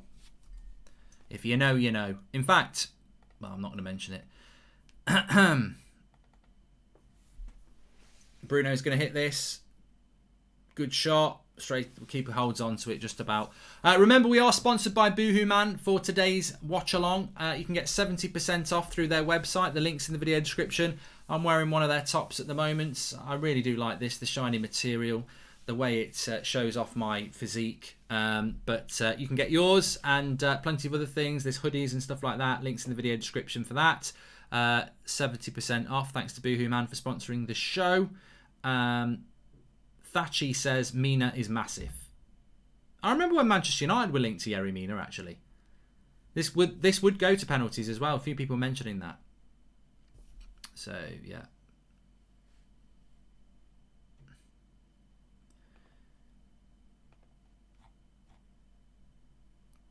I've heard about Trippier being banned from football, yes, for 10 weeks. I bet we won't be signing him now.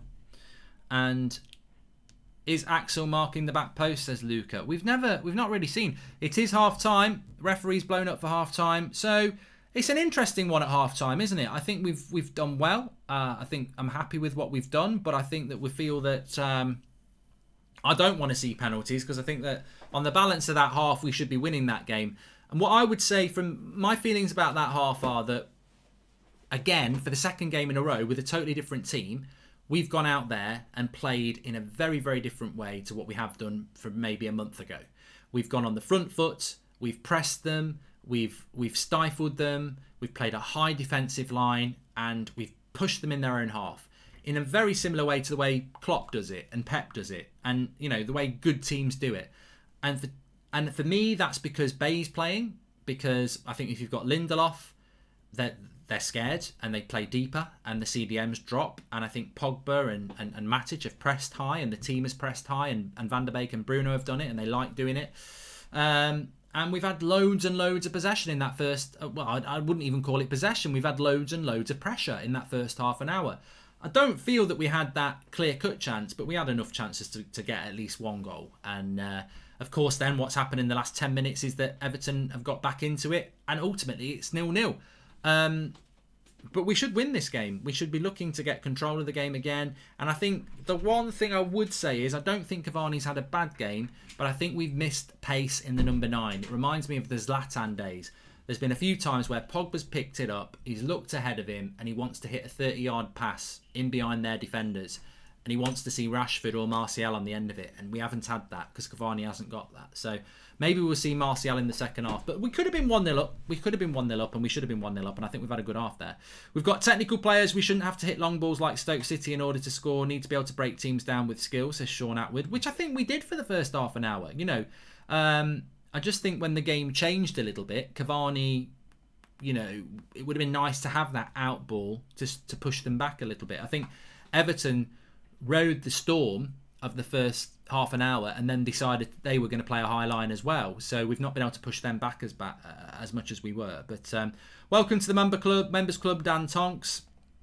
But look, all in all, I think, you know what? The only disappointment for me is that we are not we're not winning the game, because we've certainly been, I don't think Everton had a shot on goal for half an hour. They're the home team at Goodison Park with a couple of thousand fans in there, in a cup game where they don't have European Cup football. So, you'd expect them to want to win this game, which I think they do. And we've made them look very, very, very, very average. You need a mix of pace and technique, says Dwayne 14. But yeah, I mean, look, that team there. It's a good team. The great thing is there's players that are not playing that are first teamers as well. The only disappointment, like I say, is that we haven't scored. Trophy over 3 points versus Leicester. Let's do this, says Carrymore 18. And Bruno giving Cavani a lecture coming off. My captain, says TJ Hogan. And I think Bruno's probably just seen what we've all seen, is that we had a really good start in that game, and then it slipped away a little bit because Everton decided to play a higher line. They were getting penned in too much. Very, very clever from Everton and obviously Ancelotti. You would expect that. They were sitting a little bit deep. They were probably a bit scared of us. And then they realised that actually, you know what? We're going to play high line, and United have struggled to get closer to their goal. But I was happy with the half. Thought it was quite good. Flex, can you hear me? Yeah, I can hear you, man. Let me just read these super chats. Who and when you get the subs on, says Angie S. And look at how well Donny is playing, Mark. He's always fighting for the ball, always falling back and hand pointing for through balls. Excellent stuff, says Rick James. Give us your thoughts on that half, mate. How did you see it? Yeah, really dominant in the first half, man. I was like, I can't believe we haven't scored. Like, I get it. We didn't have that, like, definite chance, that big chance. But the way we were kind of knocking on the door, you're just waiting for that big chance. And Cavani's looked lively, but then he kind of it just looks like a game that's crying out for Martial and Rashford, which is ironic because I get why we have to rest them. But you look at the space that's in behind, and you look at the lack of pace across that front three. Although it keeps the ball well in tight spaces and can, create chances in a different way. I think with Paul Pogba on the side, he's getting on the half turn and looking to play those balls in behind, and sometimes he looks up and it's not quite there.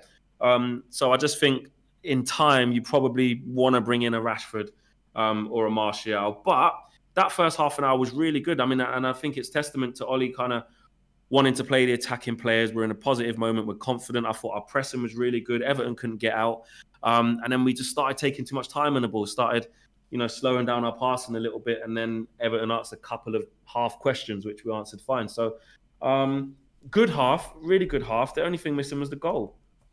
And, I mentioned it in the half. We've just had a couple of super chats coming in, actually. Ricardo Singh says, what changes would you make? We'll talk about that in a minute.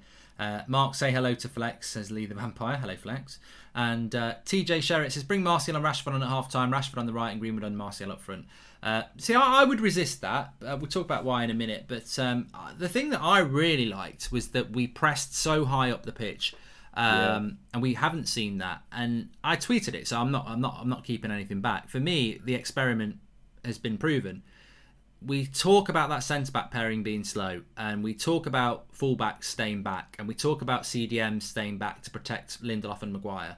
Today, against the team, this ain't Fulham, this ain't Brentford, this ain't bloody Rotherham or Rochdale.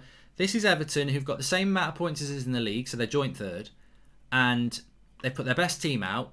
And we're away from home, and we've got our two centre-backs on the halfway line. We've got our full-backs pushing forward. We've got our two CDMs pressing high up the pitch. Everything changes because we have got a quick centre-back.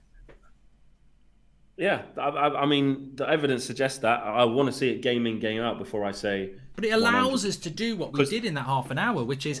Yeah, but Everton didn't even get in our penalty box. Right?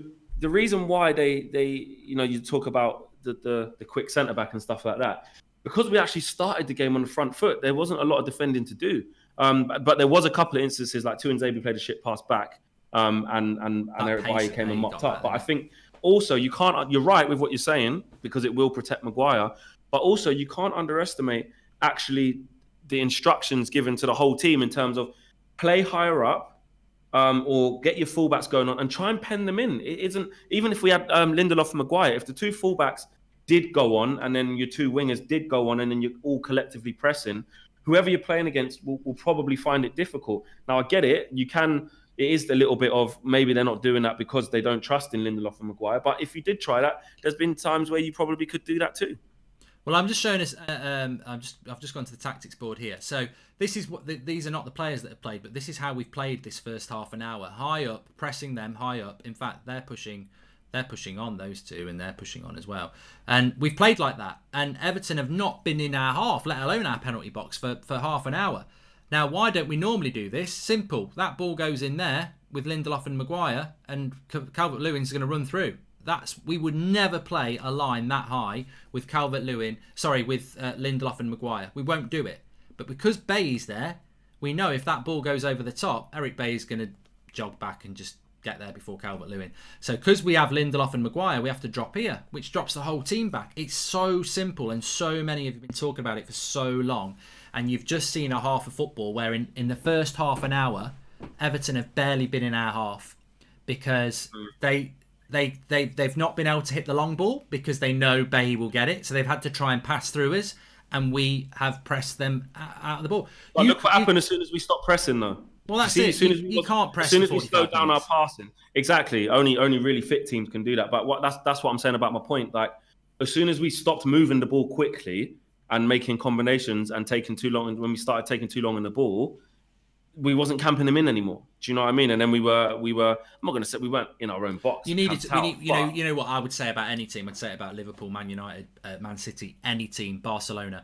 You can't press for 45 minutes. What you need to do in that first and half an hour is score one of them goals. Score. Yeah, you've got to score, so then you can have a breather for 10 minutes, which is what we did at the end of the half. But unfortunately, it's still 0-0 there. But we've spoken about it. The comments have spoken about it. Everyone's saying absolutely spot on. We've spoken about this, and the reality is that we played really well in that half because Lindelof isn't playing and Bay is, and it could be Bay and Lindelof. It would still work. The reality is we've got a quick centre back, and it allows us to press up. CDM's fullbacks are pushing forward because they're not worried about having to protect their slow centre backs, and it's been massive. Chase White says, "What's your thoughts on Twansebi so far, Flex?" And Brooksy says, "I know we haven't scored, but I really like the tactics and look of this team. Looks solid. There's class out there, and Donny's a first teamer." But I'm actually, what I'll do is I'll ask you for your thoughts on Twansebi and what changes you might make at half time, and I'll just be back in a mo. Yeah, Tuanzebe, I think's done well actually. I mean, I know Wan-Bissaka's more accustomed to going forward than him. Tuanzebe primarily a centre back, but I think he's give a good account of himself. He's got on the ball. He's tried to play a couple balls around the corner. He's tried to put Greenwood in a couple times, and found himself quite high up the pitch actually. And he's making good runs. Pogba, with that same ball that he done to Martial at Sheffield United, he tried to do it to Tuanzebe there as well. So he is making decent runs. Apart from that little back pass that he done that was a little bit too short. I think he's been fine. I think he hasn't had loads to do. It's not even like Richarlison has got at him loads, to be fair, or Iwobi, whichever one. So I'm pleased with him. Do you know what else? We haven't really touched on it. I like what Telles is doing as well, to be honest. I like Telles, his willingness to cross. I think that ball he put in for Greenwood. He's putting a couple balls from corners. His delivery is fire. And he's very consistent with it. I like that, man. We've really been crying out for a fullback who can bomb on and have a willingness to whip balls in. We're definitely seeing that from him. I think as the game goes on, look, we want to rest Martial and Rashford for as long as possible, really. But I think you've got to bring in Martial for Cavani. And Donny's doing okay. Donny is playing how a Mata would play out there, but just on the left-hand side. Like when Mata plays on the right, he would come in from the right-hand side, not give much width and try and get involved in the inside channels to central. And I think Donny's doing that. He's coming off of the left into like a left channel, left pocket, and then just trying to bounce balls, then get himself into the box without actually giving the width. Whereas I think in time, you get a Rashford in there after the hour mark, 65-minute mark, if nothing's changed much. And I think the willingness from Rashford to get in behind would actually unlock this lot. So I think I'd leave it as it is for 10, 15 minutes, and then I'd look to bring on Rashford and Martial for Cavani and Donny. Or Cavani and Mason, whichever one. Yeah, good point. I just think that I'd probably keep it how it is for, I don't know what you said, but I'd probably keep it the same as it is for an hour to the 60-minute mark. And then, I think Martial or Rashford in the number 9 position would make a massive difference in this game because Pogba's had his head up a few times and thought, I can't hit that ball. He did it once to Greenwood, but he can't hit it to Cavani. Cavani just hasn't got that in him, unfortunately. Yeah, I agree. That's pretty much what I said when he was gone. I was like, I'd leave it for 60, 65 minutes. And then look to bring in Rashford and Martial, I would. Or like you said, as long as it's one as a minimum, and then bring on one a little bit later. But look, the team that's out there can create, can score. Do you know, if we get a goal in that first 30 minutes, talk about a completely different first half. Getting a goal at that performance in the first 30 minutes really deserved. So, there is no harm in keeping it like that. It's not like we're not creating anything and it's been dire. It's not that at all. So I don't mind having faith in it for 10 to 15 minutes, see how it goes. But another thing we've got to take into consideration is that Everton probably won't be that bad in the second half. That is a good point. I mean, the players, and they were really poor in that first half an hour. Gave us a little bit to think about in the second half of the first half, but still weren't themselves. So they've got a couple of gears to go up. So we've got to start quick again. How we started that first half, pressing, getting in their faces, good quick combinations, moving the ball quickly. We got to do that straight away. We can't let Everton settle again and let them start to build a performance after a poor first half from them.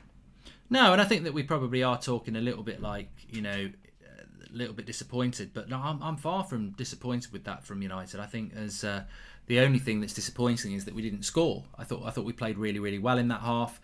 I'd be very disappointed if we don't go on and win this game actually now, because it would then be like, we didn't take that opportunity in the first half an hour. So you still confident we're going to win it, Flex? I am. Yeah, you got to be. I did go over 2-1. I'm going to stick with a 2-1 actually. Actually, no, I'm going to go with 2-0 now. 2-0 now. Yeah. Yeah, I fancy it as well. Anyway, Flex will be on with KG after my match reaction. We look forward to that one, the last one before Christmas. I'm sure there'll be, hopefully there'll be some fun to have. It won't be if we lose, but we'll see you on that one, mate.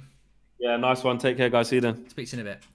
You can follow Flex on Twitter at FlexUTD. Thanks everyone who is tuning in. And please subscribe if you're new, by the way. Bottom right-hand corner. We're only 20 subscribers away from 930,000 subscribers. Also, remember, we are sponsored by Boohoo Man for this show today. As you can see there, I'm wearing some of their clobber. It always reminds me to take that off, actually, so you can see my... I'm not rubbing my boob. I'm rubbing the Boohoo Man logo there. You can get 70% off through the website. Links in the video description. If you like me over Christmas, I will be spending time on Christmas Day on my phone, as I'm sure many of you will be. And I tend to be looking in the clothing sales because you can get some good deals. Well, you can get those now on Boohoo Man, 70% off. Link in the video description. Ref blows the whistle. The second half kicks off. And let's get this game won. That's the main thing here. Let's get this one. You can vote for your player ratings in the second half. I'll tell you when it's live on the website on theunitedstand.com. Vote for every player out of 10, 6 being average. Put a star next to your man of the match. You submit your scores, and then on my match reaction, when I do my player ratings, I can give mine, and it will aggregate the thousands of yours that vote as well. Genwell says, if this was a league game when we had that first half performance with no goal, would you be disappointed? It's a great point from Genwell. I think there's more relaxation because it's the Carabao Cup, and we'd like to win the Carabao Cup, but if this was a league game, I think we'd be a little bit more, not frustrated. I think we're disappointed because I think we'd still be happy with the performance, but we'd be like, oh, we should be bloody winning this. Be a little bit more tense. So yeah, I do agree with that, but I'm not unhappy with the performance. I'm disappointed we're not winning. This is so impressive from us. Bring Rashi on for Bruno to give him a rest for Saturday, and we win 2-0. The Red Army's back, lads, and Ollie's at the wheel. It's been impressive. Think Lingard should get some game time, says Lee the Vampire. The thing is about bringing Lingard on is, I don't mind bringing Lingard on if we're winning 2-0. Do you bring Lingard on if it's 0-0? We're trying to win this game. So, yeah, I'm not overly feeling that, to be honest with you. We have got content for you over Christmas Eve, Christmas Day, yes. And of course, Boxing Day, we will be doing the watch along for the Leicester game. So Christmas is always a busy time for football anyway. And the mods are doing a fantastic job, Libban. They are absolutely fantastic. Big shout out to them. I can see Maria and Flex are very busy. Well done. Yeah, Everton are missing some good players. Digne, Rodriguez and Alan. It's a big miss for a team like Everton, those three. I don't know when they're back, but it is a big miss for them. Please subscribe, bottom right-hand corner. I'll check in a minute. Mark, has Ollie proven to everyone that he himself knows he can't win without Bruno? Isn't that bad admission of manager to do that? Not happy with that, says Salah Ahmed. I think... Oh, Pogba misses out on a 50-50 with Decore there. And now Everton come forward. We better not concede because Pogba will be criticised. And we won't concede. Matic has got it. Good. He's got to go into that tackle more, Pogba there. You know, Decore's absolutely gone in on him. And you've got to be a bit tougher. Oh, come on, Greenwood. Better pass there and we're in. Those glasses really suit you, Mark, says Alfie Ankers. Thank you very much, mate. My eyes are really tired and they feel so much better. I think if I'd done this watch along without them, I would have been struggling. Thanks. Welcome to Members Club Arvad Datland. Thank you very much for joining. Now, here's Pogba. Now, this is where Pogba wants to hit the long pass, but he can't. So he's got to drive with it. But it's a lovely ball out to Greenwood. Give and go here, Mason. Give and go. Look at Twansebi. Lovely. That's the way. You can have it back now. Better, intelligent. This is good. Use the ball. Apparently we've hit 930,000 subscribers. Thanks everyone for subscribing. You can do that bottom right hand corner. Come on, let's get this first goal. Weird ball by Matic, that. But it still comes to Twansebi. Cavani. Side netting. He wants a corner. Just a thought, Mark. When doing match preview, could you do a player focus on one or two of the opposition players looking at key attributes, says Joshua Bellwater. Good idea. Good idea. I might actually write that down. Player focus. Always looking for ideas, and that's a good one. Or one to watch. I think one to watch is a good idea. One to watch. We've got a corner here. Good play by Cavani. We've had a lot of corners. We need to get ahead on this. Pogba. Yerry Mina. I think Yerry Mina's been man of the match for Everton. Here's a Wobie. But see, look, we're not worried about the pace here. We're not worried about the pace. I'm worried about the back post a little bit. It's a throw in. Mark, when are you going to go on Sky Sports? Says Sonny. They wouldn't ask me on Sky Sports. I'm way too rock and roll. Hawk says we should have played Palestri. Mackley says you need to stretch. I do need to stretch, actually. It's a crap cross by Iwobi, though. It's a balloon cross. Was Iwobi any good at Arsenal? Like I just think he's so average. I really do. I can't believe Everton paid over £30 million for him.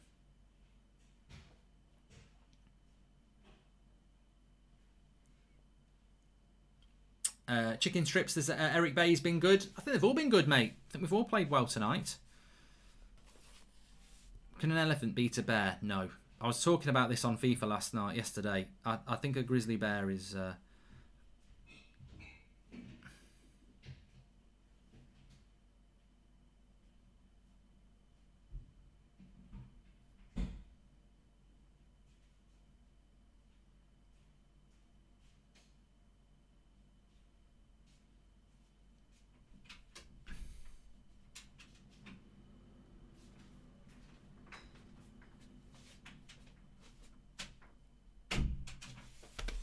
Goal kick to United. It goes straight to penalties if it's a draw. Nazir, yeah, you can't have bloody replays for the Carabao Cup. Never in a million years. Hope you have a great Christmas, Mark. Bless you and your family, says Danny Stuland.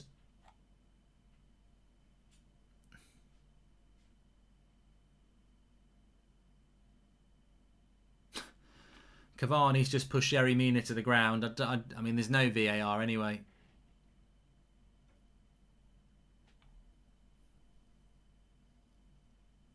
I think the referee saw it. There's nothing in this. Nothing in this at all.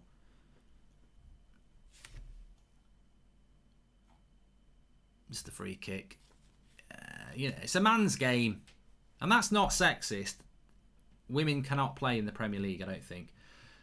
Could Duncan Ferguson beat a grizzly bear, says Bob Ridge. But yeah, it's a man's game. It's a physical game. You're going to get a little bit of competition. You want to see that. There's Twan Sebi anyway. Bruno looking for an early cross. Evening, Mark. If you was to get on Sky Sports, which pundit would you love most to call a Pratt? Says Matthew Paul. And Eric Bay's gone down injured. You couldn't bloody write it, could you? There's a bit of a collision here. I don't know what's going on actually. Referee is. Hope you have a great Christmas, Mark. Says Danny Stuland. Thank you very much. Hey Mark, it's been a good start from the team. Let's see if they can convert the good start into a win. Have a fun and safe Christmas. So it's Richarlison and Bailly. Eric Bailly wins a header. And he looks like he's hurt his arse. He'll be alright.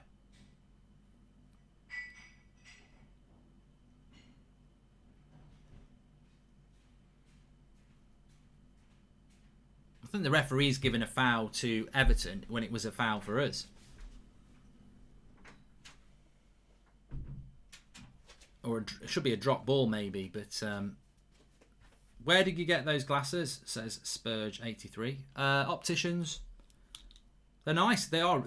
These are probably the best pair of glasses I've ever had. Not because they're Ray-Bans, which they are, but I picked them because they've got the little red trim on them as well. But no, I think they are the most stylish glasses I've ever had. But they're also the most comfortable. I do like them, and I work a lot under lights. I've got lights here. I've got a camera. I've got a TV, and I think my eyes have just given up recently. They're just very tired. So if I get tired, I wear the glasses. Richarlison looks like Richarlison's coming off. This looks quite bad for Richarlison.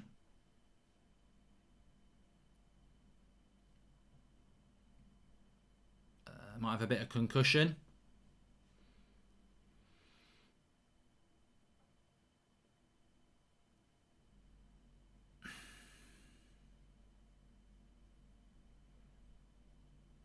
No, he doesn't want to come off.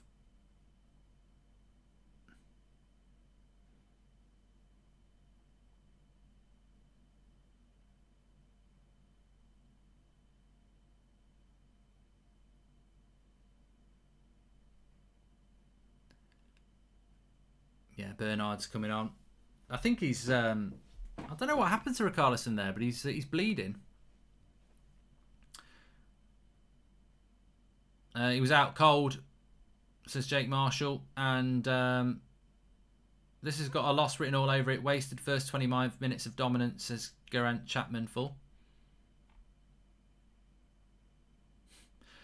I'll tell you what, Medish J, I've got to give you a bit of credit. He says, please show us the match. We haven't had that on a watch-along for probably 4 years. Please show us the game. I think people actually do understand the concept of watch-alongs now.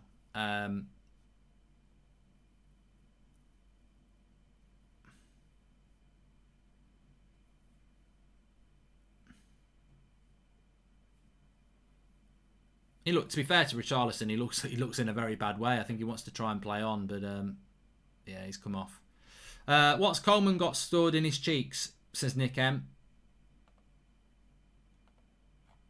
I don't think this has got a loss written all over it. I think we'll get over the line here, unless it goes to penalties. If it goes to penalties, I think I'd be a little bit worried, but I think we're all right. I think with Everton have really looked bang average, and I thought Everton looked average against Arsenal, but fortunately they are.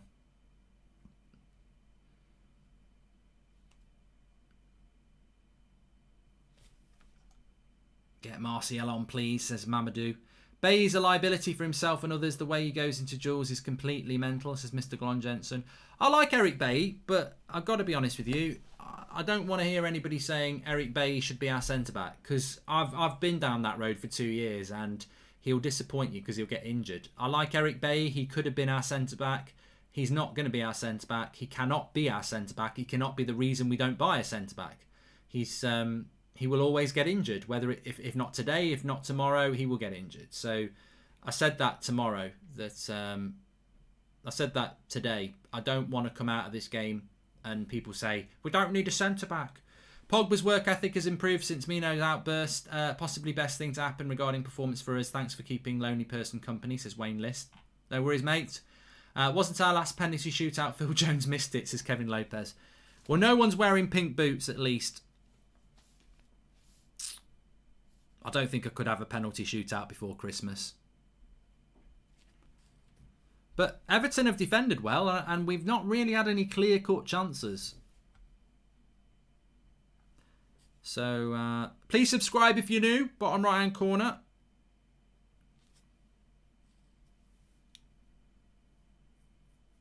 Another long ball into the box.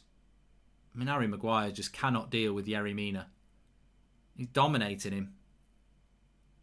Very interesting to see.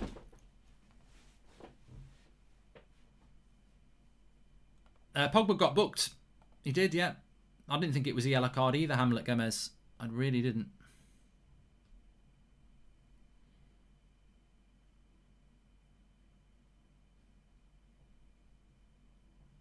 Andre Gomez comes off for Tom Davies. He likes to put a tackle in. If it goes to penalties, Phil Jones will get subbed on, says Strambani. He's in the taxi now. I'm fit, Ollie. I'm your special penalty taker. I've got my pink boots. Merry Christmas, Phil, if you're watching, by the way. He's got lots of time on his hands. He might watch. It's always banter, Phil. You know. I don't ever want Phil Jones to leave Man United, really, actually. He might be a bit of a problem, but he's our problem. Greenwood does well. Very, very well. That's a free kick. Oh, no, he's played. Oh, referee! You're bloody joking, ref. He's turned into an Everton fan. But he's got a bloody pocket full of Everton mints to suck on. It's a blatant foul on Greenwood, that. It's his knee.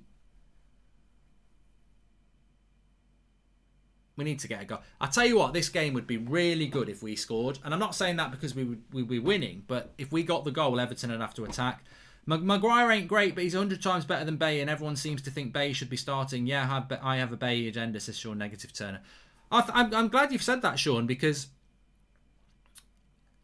the thing about Eric Bailly is the pace. It's nothing else for me. It's the pace of Eric Bailly. That's why he's better than Harry Maguire.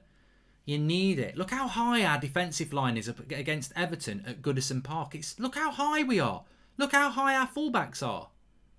We're playing a ridiculously high line because Eric Bailly is playing. Look, if that ball breaks, Everton are at us. But we're not worried because of the pace. Look how far Telles and Twansebi are getting forward. We don't do this with Lindelof and Maguire. Can't wait to get back to Old Trafford, sing songs at the Trafford, throw beer around the Bishop's Blaze and have fish and chips at Lou Macari's. Come on United, says Bradley Marchant. Are you followed by Lou Macari on Twitter though? That's the thing. That's a badge of honour. I'm not, no. Because I'm not a top red, so Lou won't follow me. Good game, just missing a goal, says Renate. Thanks, Renate. Hope you're doing well. Hope I've pronounced your name right as well. We just need a bloody goal in this game. Ollie just turned to Carrick and said, Michael, it's time. Call the cockroach. Who's the cockroach, Scott Andrews? How do you think Donny's played today, Mark, says John Bartliff? I think he's played as well as Bruno's played. I mean, you know, has he been electric? No, but it's been good from United, but I do think we've struggled to break Everton down a little bit since that first half an hour. And I think if we had the pace,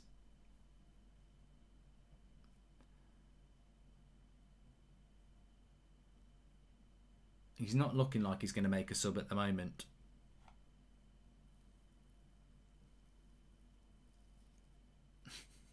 Reza says Van der Beek is useless. I detect you're an Arsenal fan. Life without VAR feels so nice. It is nice to watch a game without VAR, isn't it?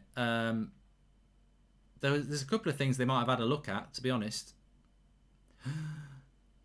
Well done, Maguire there. Bruno's pass was a bit short, and Maguire's release pass to Cavani has worked out very well. And here's Pogba to Bruno. Oh, over the bar. You'd have fancied Bruno there. It's a good ball out by Harry Maguire, actually, to Cavani. I don't know whether he meant it, but it certainly worked well. Into Pogba, rolls it to Bruno. He's a long way out. Over the bar. I'd have scored that. Maz says bring on Lingard. I don't know. I don't know whether I would bring Lingard on at 0-0. I'm not sure I would. He's got to come on for Van der Beek or Bruno if he does. Mark, I think Pogba people overrate having a fast centre-back these days. Look at Maldini and Cannavaro. They were both slow. But Kendall, the problem is, look at the way we played tonight with a quick centre-back and look at the way we play with two slow centre-backs. We play so deep. Our full-backs tuck in. I'd rather play like this. It's much better to watch. See, look at the space as well. Pogba.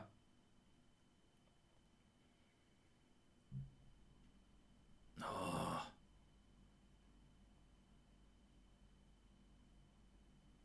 Good control, Larry. It's done well there.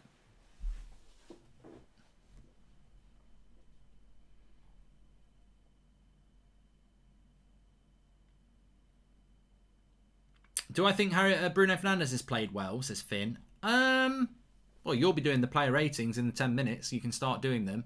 I think Bruno's played well. I think Pogba's played well. I think Van der Beek's played well. I think Matic has played well. Would I give them any more than a 7? Probably not.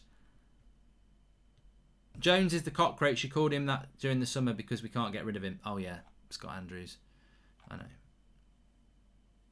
I don't think I called him a cockroach. I think I said he's like a cockroach. He'd survive a nuclear war. Like he survives every transfer window. Rashford on, Cavani off. Says top of my head 9. Why not Martial? Why is everybody saying this? This makes me laugh about our fan base, right? Marcus Rashford can't play as a number 9, but loads of people are saying take Cavani off and put Rashford at number 9, which I think he is going to do. But I'd rather see Martial at number 9 down the middle. I think he's going to take Van der Beek off and put Rashford on the left. Rashford's coming on anyway.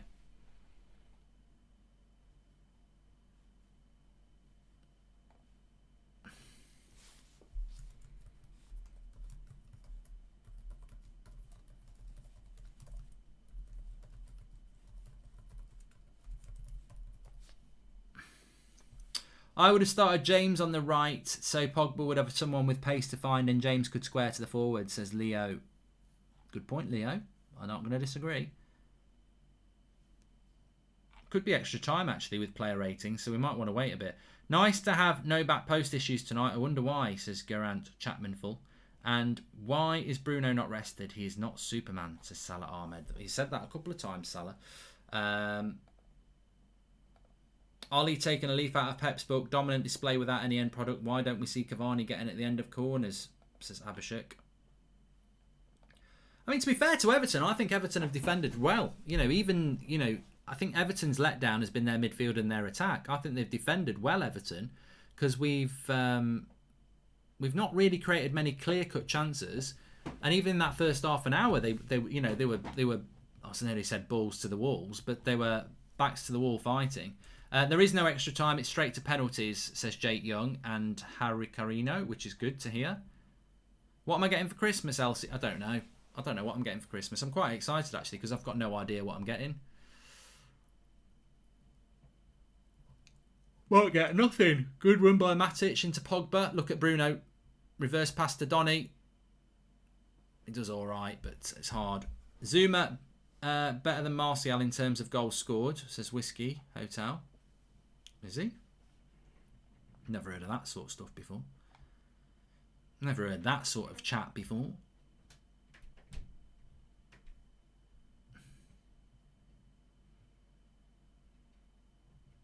Lovely play. Oh, it's just not quite worked for us in the final third.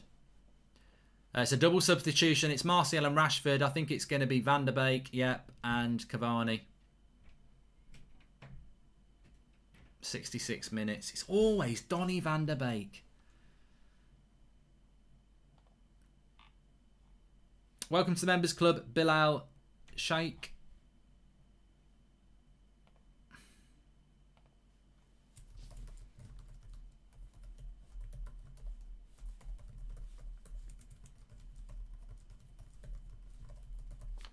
We do need some pace, though.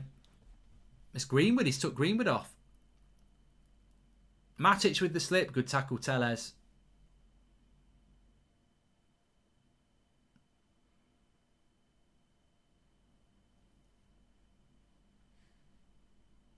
Ray Lynch should become a member by clicking the join button if it's there. Remember, we're sponsored by Boohoo Man today as well. You can get 70% off through the website. Links in the video description. I'm wearing some of their stuff at the moment. What are your thoughts on Donny's performance, Mark, says James Maloney? I think he's had a good game. I don't think he's... if he played every week for us and he'd been subbed off, I wouldn't have been massively bothered. But, I mean, Martial's played a bad ball here. United need to be a little bit careful here. That'll go for a throw-in. They've messed it up, Everton, there. I don't think Cavani done a bad... I don't think Donny's had a bad game. I personally would have kept him on, but... Phil Jones is like that naughty dog that eats all the furniture, but you keep him around because he's adorable, says Kendall M. Welcome to the Members Club, Torsif Sheikh. Thank you very much for joining, pal. Get a little badge next to your name. And don't forget to download your Emojam audio GIFs so you can annoy all your friends on WhatsApp by sending them to them. Is Brandon Williams injured? Why couldn't we play him in right back and put Twansebi at centre back? Says no. Apparently he's not trained enough. That's what Flex was saying. I rate Donny that much. I actually want him to leave and go get first team football, says Sean Negative Turner. He don't deserve the treatment he's getting at United.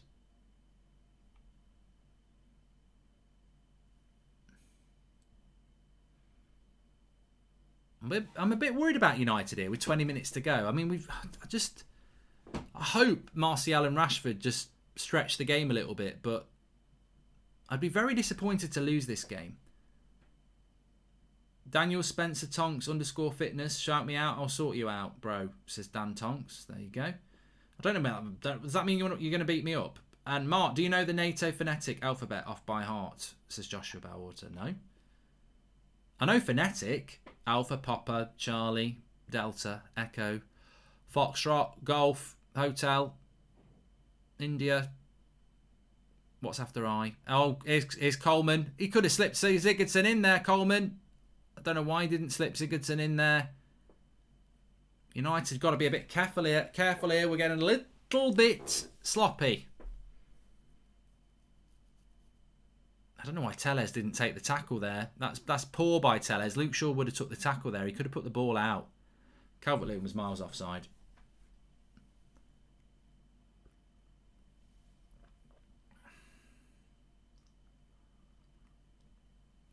A few people in the live comments getting a little bit worried. I understand. I understand you. I'm not panicked, but I'm a little bit worried. That is, I've had this mug for years. I had it specially made. And that is the first logo we had for the United stand. Look at how it's changed. But that was the first one we had. Very blocky. And then that's it without the things on it. There's only about 5 of these in circulation. It's a classic. I wouldn't even be able to make it again because I don't know how I did it. I don't know where the image is to do it. It's a lovely cup. I'm not promoting it. I'm drinking my tea out of it. You can't buy it.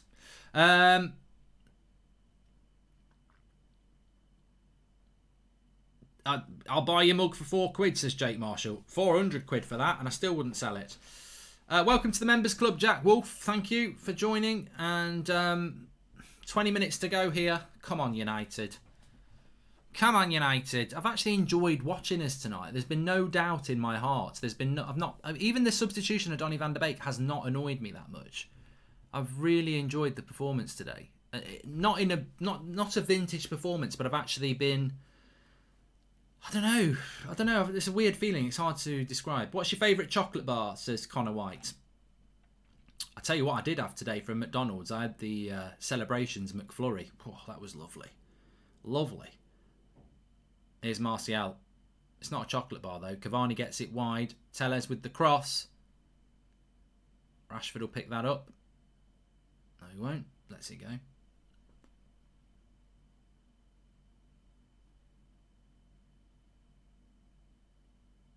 Reza thinks that... I'm not going to read that, actually, because Reza's been talking crap all game. Alaba for next season or get him in January, says James Maloney. I'd love to... Of course, I'd take him in January. Of course I would. But to be fair, apart from the first half an hour, United have been quite... We've not been that great, have we? I need to change the subs here, actually. Somebody's very right. Need to change the team. So Mason and Donny are off. Marcus is on. Mason is off and Martial is on. And Marcus has gone to right. And that's how quick it changes, everybody. That's literally what Ollie's done. He's making it easy for me.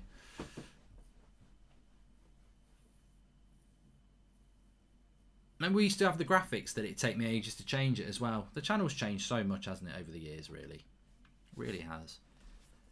Please subscribe if you're new, bottom right-hand corner.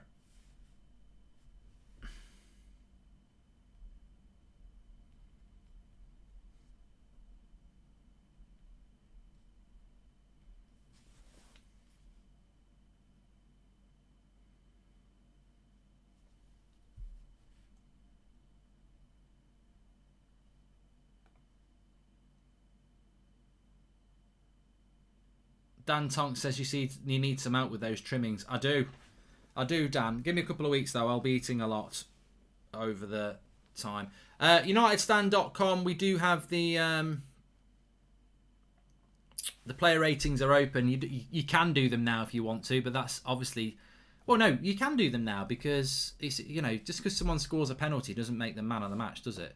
So player ratings are open on the website if you want to get in early. If you feel you've seen enough, if you want to wait, you don't have to do it now. But I'll drop the link in the video description for you anyway.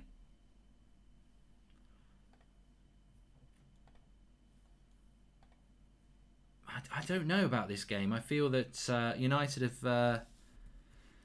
The first half an hour feels a long time ago now.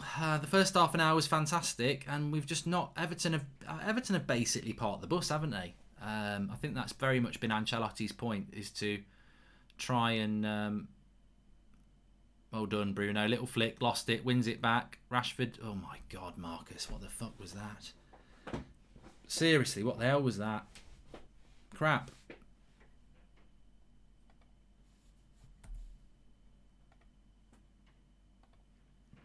Not good enough. Bit sloppy tonight. We don't want to see this sloppiness in the Leicester game. That's what's starting to come into my head now. That first half an hour looked really exciting. Welcome to the Members Club, Aditya Nimagada. And also, we've had a super chat. That was Dan Tonks. Thank you very much. One goal's going to win this game now. Good tackle by Pogba there on a yellow card. Very, very good tackle. It'd be great if this led to a goal. Rashford gets it to Cavani. What's he doing? Going to have to go backwards there. All the way back to the keeper.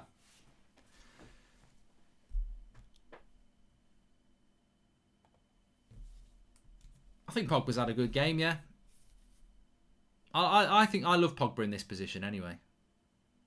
Conductor. Mark, why does Konate get so much less attention than Upamecano? They're on the same levels as Kendall. I agree. I like them both. I said that last season as well. There's not a lot in it between them for me. About the same age. I think Konate picks up a few more injuries. I wouldn't want penalties. Pickford isn't bad at them. He's not in goal, the sober Irishman. Martial with the cross. Ooh, he nearly found Rashford. Intelligent cross from Rashford with the Martial with the outside of his foot. Come on, United. Let's get a late winner. Give us a Christmas treat. Bloody hell, Rashford's not at the races at all.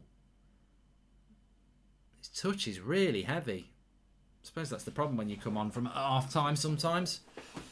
Have a little bit of a back stretch. Passing's just gone very sloppy second half. That's a poor pass by Matic again. I'll tell you what, this would be bloody shambles. This would be a bloody shambles if we lose this.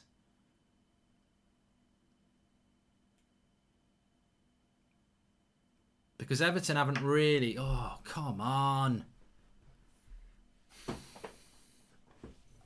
Just sloppy in the passing. Mushin says, love from Mauritius. I bet the weather's nice there. It's straight to penalties, Hader. Straight to penalties. Michael Clegg says, what's going on with the passing now? No, it has been very sloppy second half.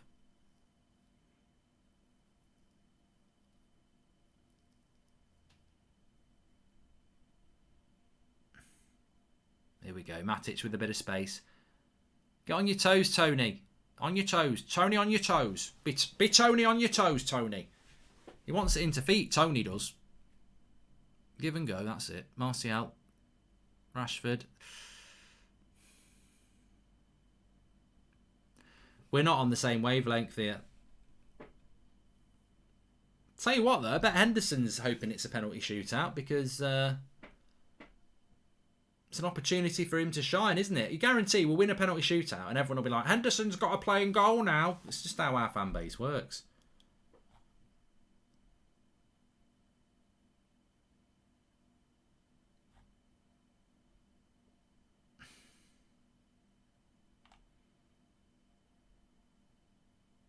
Who would be a third sub? Cavani, 85th minute winner, says Jack Jones. Well, obviously, I'd rather have penalties than Everton get a winner. Go on now. That's the ball. Oh, he wanted that down on the floor, Cavani. Why did he not hit that on the floor then? I don't know why Cavani put a bounce on that ball to Rashford. He wanted it along the ground, fast to run onto, and he gets it in the bouncing. Nice play by Maguire and Pogba there.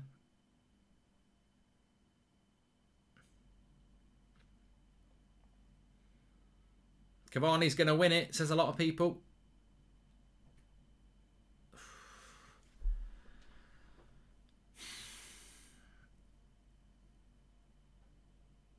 It's a foul. Come on, ref.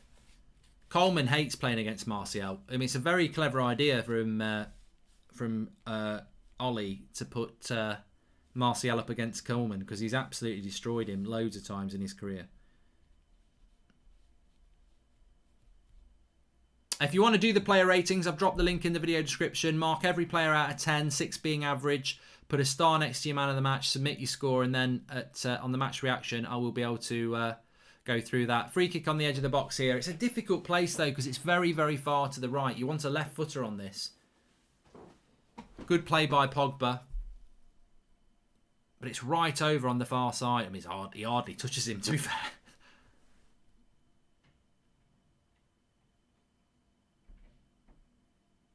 It's a free kick, though. Telles. Of course, bloody Telles. Get Telles on this. Now's your chance to shine, pal. Now's your chance to shine. Bruno and Telles on it. Just think, a year ago, we didn't have either of these two. Oh, I'd love Telles to score this. I'll love Telles to score this. Tell you what, though, if we win this game, this will be a massive confidence booster as well, because, you know, we've had to battle for it, haven't we? Telles is it in this. Oh, over the bar. A lot of shots over the bar today. I don't know whether that ball's a bit light. It needs a bit of air in it. Bruno had a shot over the bar. Telles has gone over the bar. It seems to be... I wonder if it's a different type of ball, because we seem to be struggling to keep it down. Please subscribe. Bottom right-hand corner. 10 minutes to go in this. Not taking a dig at Telles, but I don't see him doing too much attacking-wise at all. Wonder why every fullback since Sir Alex left has struggled. Says Sharath Kamath Fitness.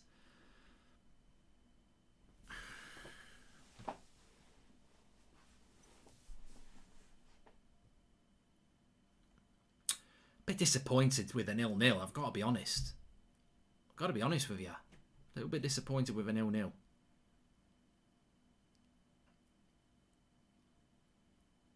We won't. We'll. And I tell you what, if we did lose it on penalties, we'd only have ourselves to blame. Solskjaer talks about winning trophies and getting that winning mentality. It would be a bit of a bottle job to let this go. We've been the better side, and we should have scored in this game. How come you don't use a 90-minute clock? Says Braden. I can't find a timer to do it. Basically. No complaining about how bad Van der Beek was, says Robert Thompson. I didn't think he was that bad. I'm not massively bothered about him going off, but I don't think he was that bad. So he certainly didn't have a bad game. I thought he had an okay game. Luke Shaw's going to come on now. Bit of a weird substitution, Luke Shaw, isn't it? With 8 minutes to go and you bring on Luke Shaw. Can Man United win the Premier League, says Crown Warriors? I'm a bit baffled by this substitution. Luke Shaw on. I don't get what that's all about. Answers on a postcard, everybody. I've got no idea why we're doing that as a substitution.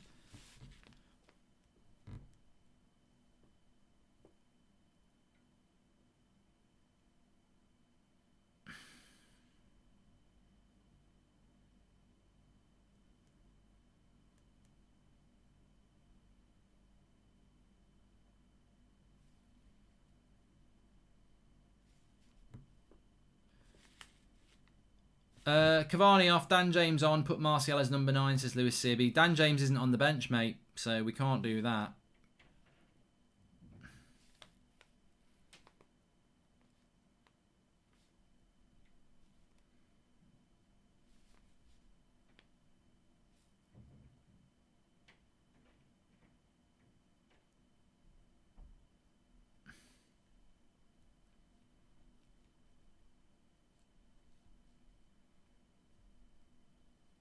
Telles comes off, so it's like for like.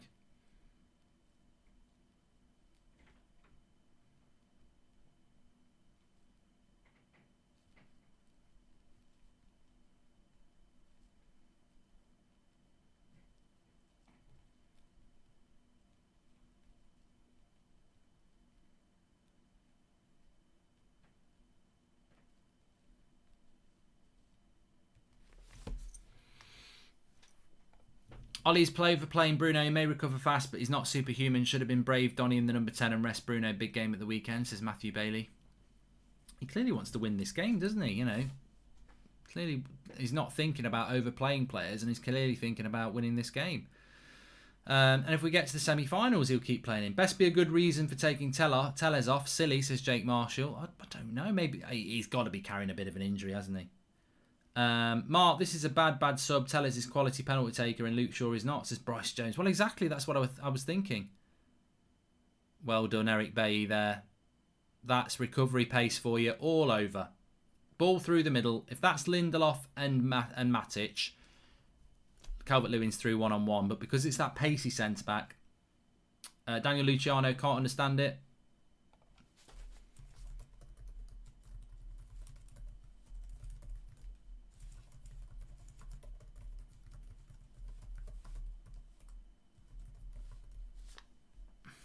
Ollie loves to take a fullback off. If defence is playing well, leave the back four, says Daz OW.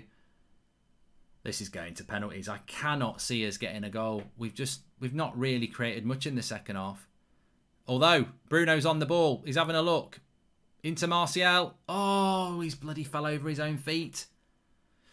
How can he take out Tellez, who is a good at penalty taker, says Elias. Zane says, come on, Everton. Ollie loves... Yeah, I've done that one. And... yeah, we've done that one from Bryce Jones as well. Answers on a postcard. I can't give you the answers on this one. I don't know why. I presume Tellez must have an injury, because it doesn't make any sense to me either.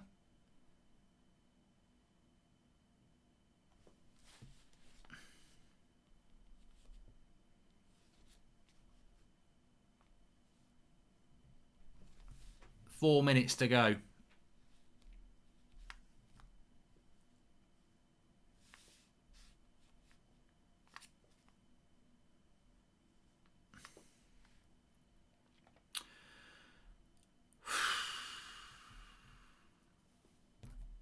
You don't want to lose this game, you know. It'd be bad for the confidence. Sigurdsson flies at a header.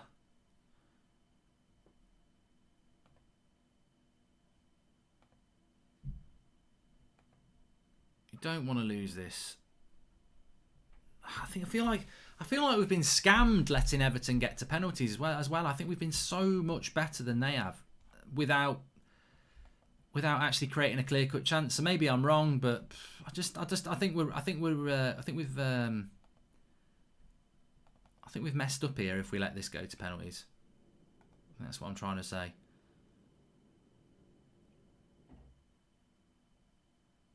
But it's looking that way. We're looking at a penalty shootout.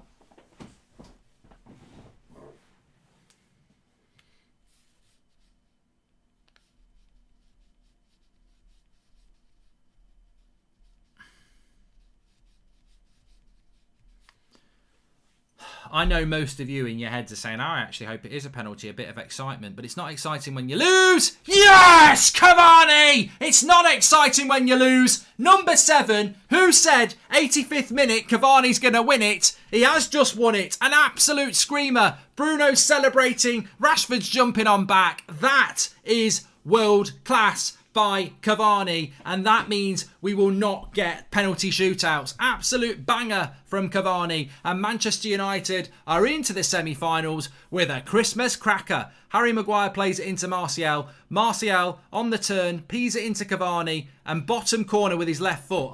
There's not many players in world football that can do that. There's not many players in world football who can hit a shot like that. Bottom corner, edge of the box, unstoppable with your left foot. It's absolutely... it's pristine. It's pristine finishing. It's top quality finishing, and I don't think there's many people who can do that. Absolute hit by Cavani, and Manchester United have won it late on, and Everton will be going out, and we won't be getting penalties. What a hit by Edison Cavani. Absolute quality. He's had a bit of a quiet game, but that's what a top striker does. A top striker wins you a game of football. What a goal, and Manchester United lead 1-0, Edison Cavani.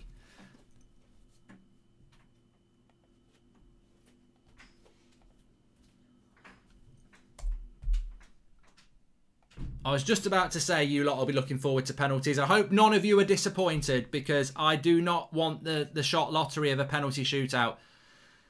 Although Everton have got a late free kick here. Twansebi's took him down. Wand of a left foot.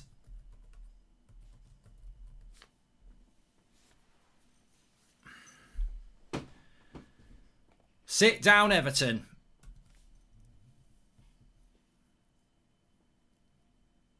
And the confidence Manchester United will take from this game is absolutely huge as well, because the first half an hour was really good and then we've been a little bit sloppy, but we've not conceded. We've worked really hard. We've kept to our principles. Yeah, the passing's been off, but we come away with a 1-0 win against a good Everton side at home. And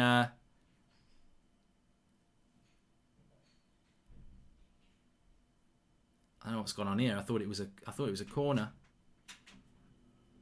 No, it's a goal kick.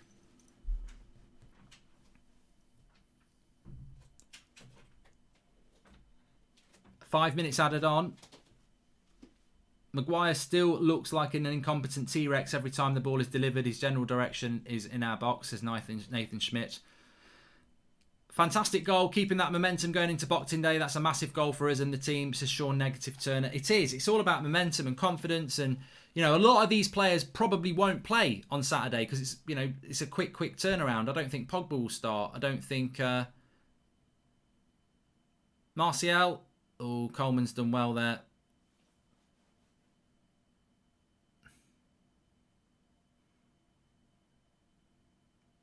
It's booking. Oh, piss off, ref. You're having a bloody... That's not a yellow card, you knobhead. 5 long minutes. We'll be all right. We'll be all right here. He's well happy with his book. I've booked Martial. That's made my Christmas, me. I'm going down gym and telling lads. Don't know whether he's from Leeds. That goal by Cavani, that would be Arsenal's goal of the season, because no one ever scores a goal like that. Martial does well. Martial was involved in the goal for Cavani as well. I mean, brutal. Oh, that's corner. Rashford. What a hit by Cavani. We've been treated there. I tell you what, that will silence a lot of people. A lot of people. And you've got to say, on the balance of the game, we deserve to win it. We do deserve. There was a head injury to Richarlison as well, wasn't there? We deserve to win this.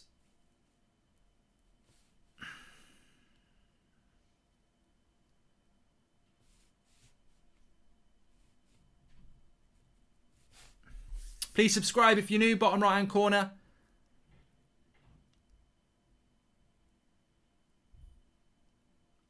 Irimina brings it out.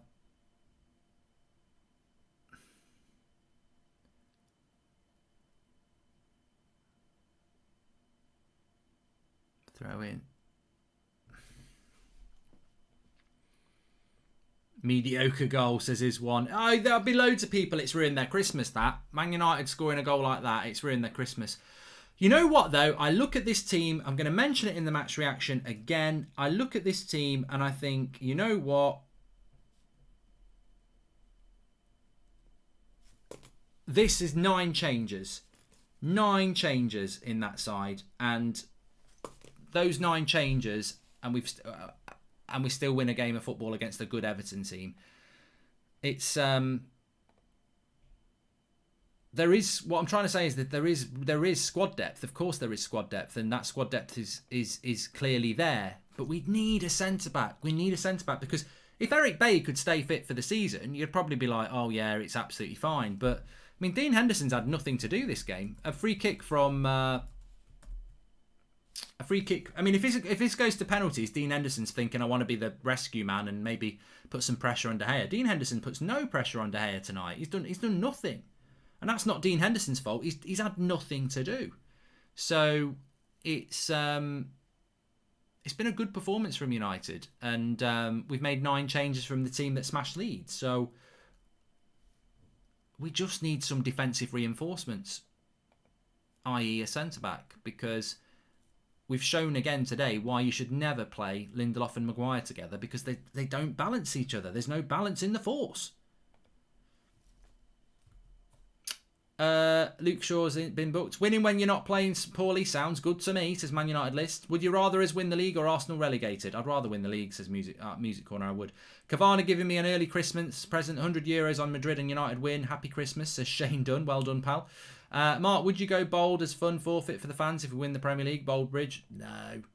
This could be another goal here. Bruno's got it in. Oh, he's hit the bloody post. What a hit. He's curled it into the far post, and he's at the crossbar post.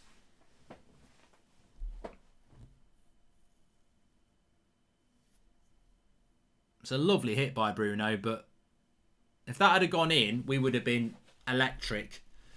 Shaky defence. Should have needed Lindelof tonight, our best centre-back. And here's Cavani to Rashford. Saved by the keeper. We should have had two. We should have had a two. We should have had a tour here. Everton are just chucking everything forward now because they've got to. 10 seconds to go. Good interception. Martial. Rashford. We've got a 3v2. Ref may as well let it go. Martial. Yes! Get in, Tony the Tiger! That's Cavani. Get in. I'm so pleased Martial scores there. Fantastic by Rashford. Waits and waits and waits. Leaves it for Tony Martial. That's it. Get in. Tony the Tiger. Alexa, play Sit Down by James. Times it well. Finishes it. That's what you want. A bit of confidence at the end of the day. Merry Christmas. Merry Christmas. We need Martial with confidence. He's playing really well. He didn't score against Leeds, did he? Really pleased. Really, really pleased for him to score there. It just gives us that little je ne sais quoi. Yeah. It's all about confidence at the end of the day. Confidence feeds into the situation. And 2-0 to Manchester United. I'm so pleased with that. I mean, Cavani's goal was pure class. Cavani's coming towards the end of his career. He don't need confidence. He's ice cold. But Martial getting a goal at the end just gives us that extra. Right, remember we're sponsored by Boohoo Man on the show. You can get 70% off through the link in the video description. Martial man of the match, goal and an assist, says Keen. Exactly, he's come on and made a big difference, Tony Martial. But look, that's what Rashford and Martial can do. Right, lots to talk about. I really want to there's two really big things I want to talk about in the match reaction. But do your player ratings. I'm going to be live in literally 2 minutes time on the homepage. You can go through there if you want, or you can go through the link in the video description to the match reaction. Also in the video description, or you can go to unitedstand.com. Do the player ratings. Mark every player out of 10, 6 being average. Put a star next to your man of the match. We'll go through that on the match reaction as well. I'll see you there in a couple of minutes. Thanks for watching.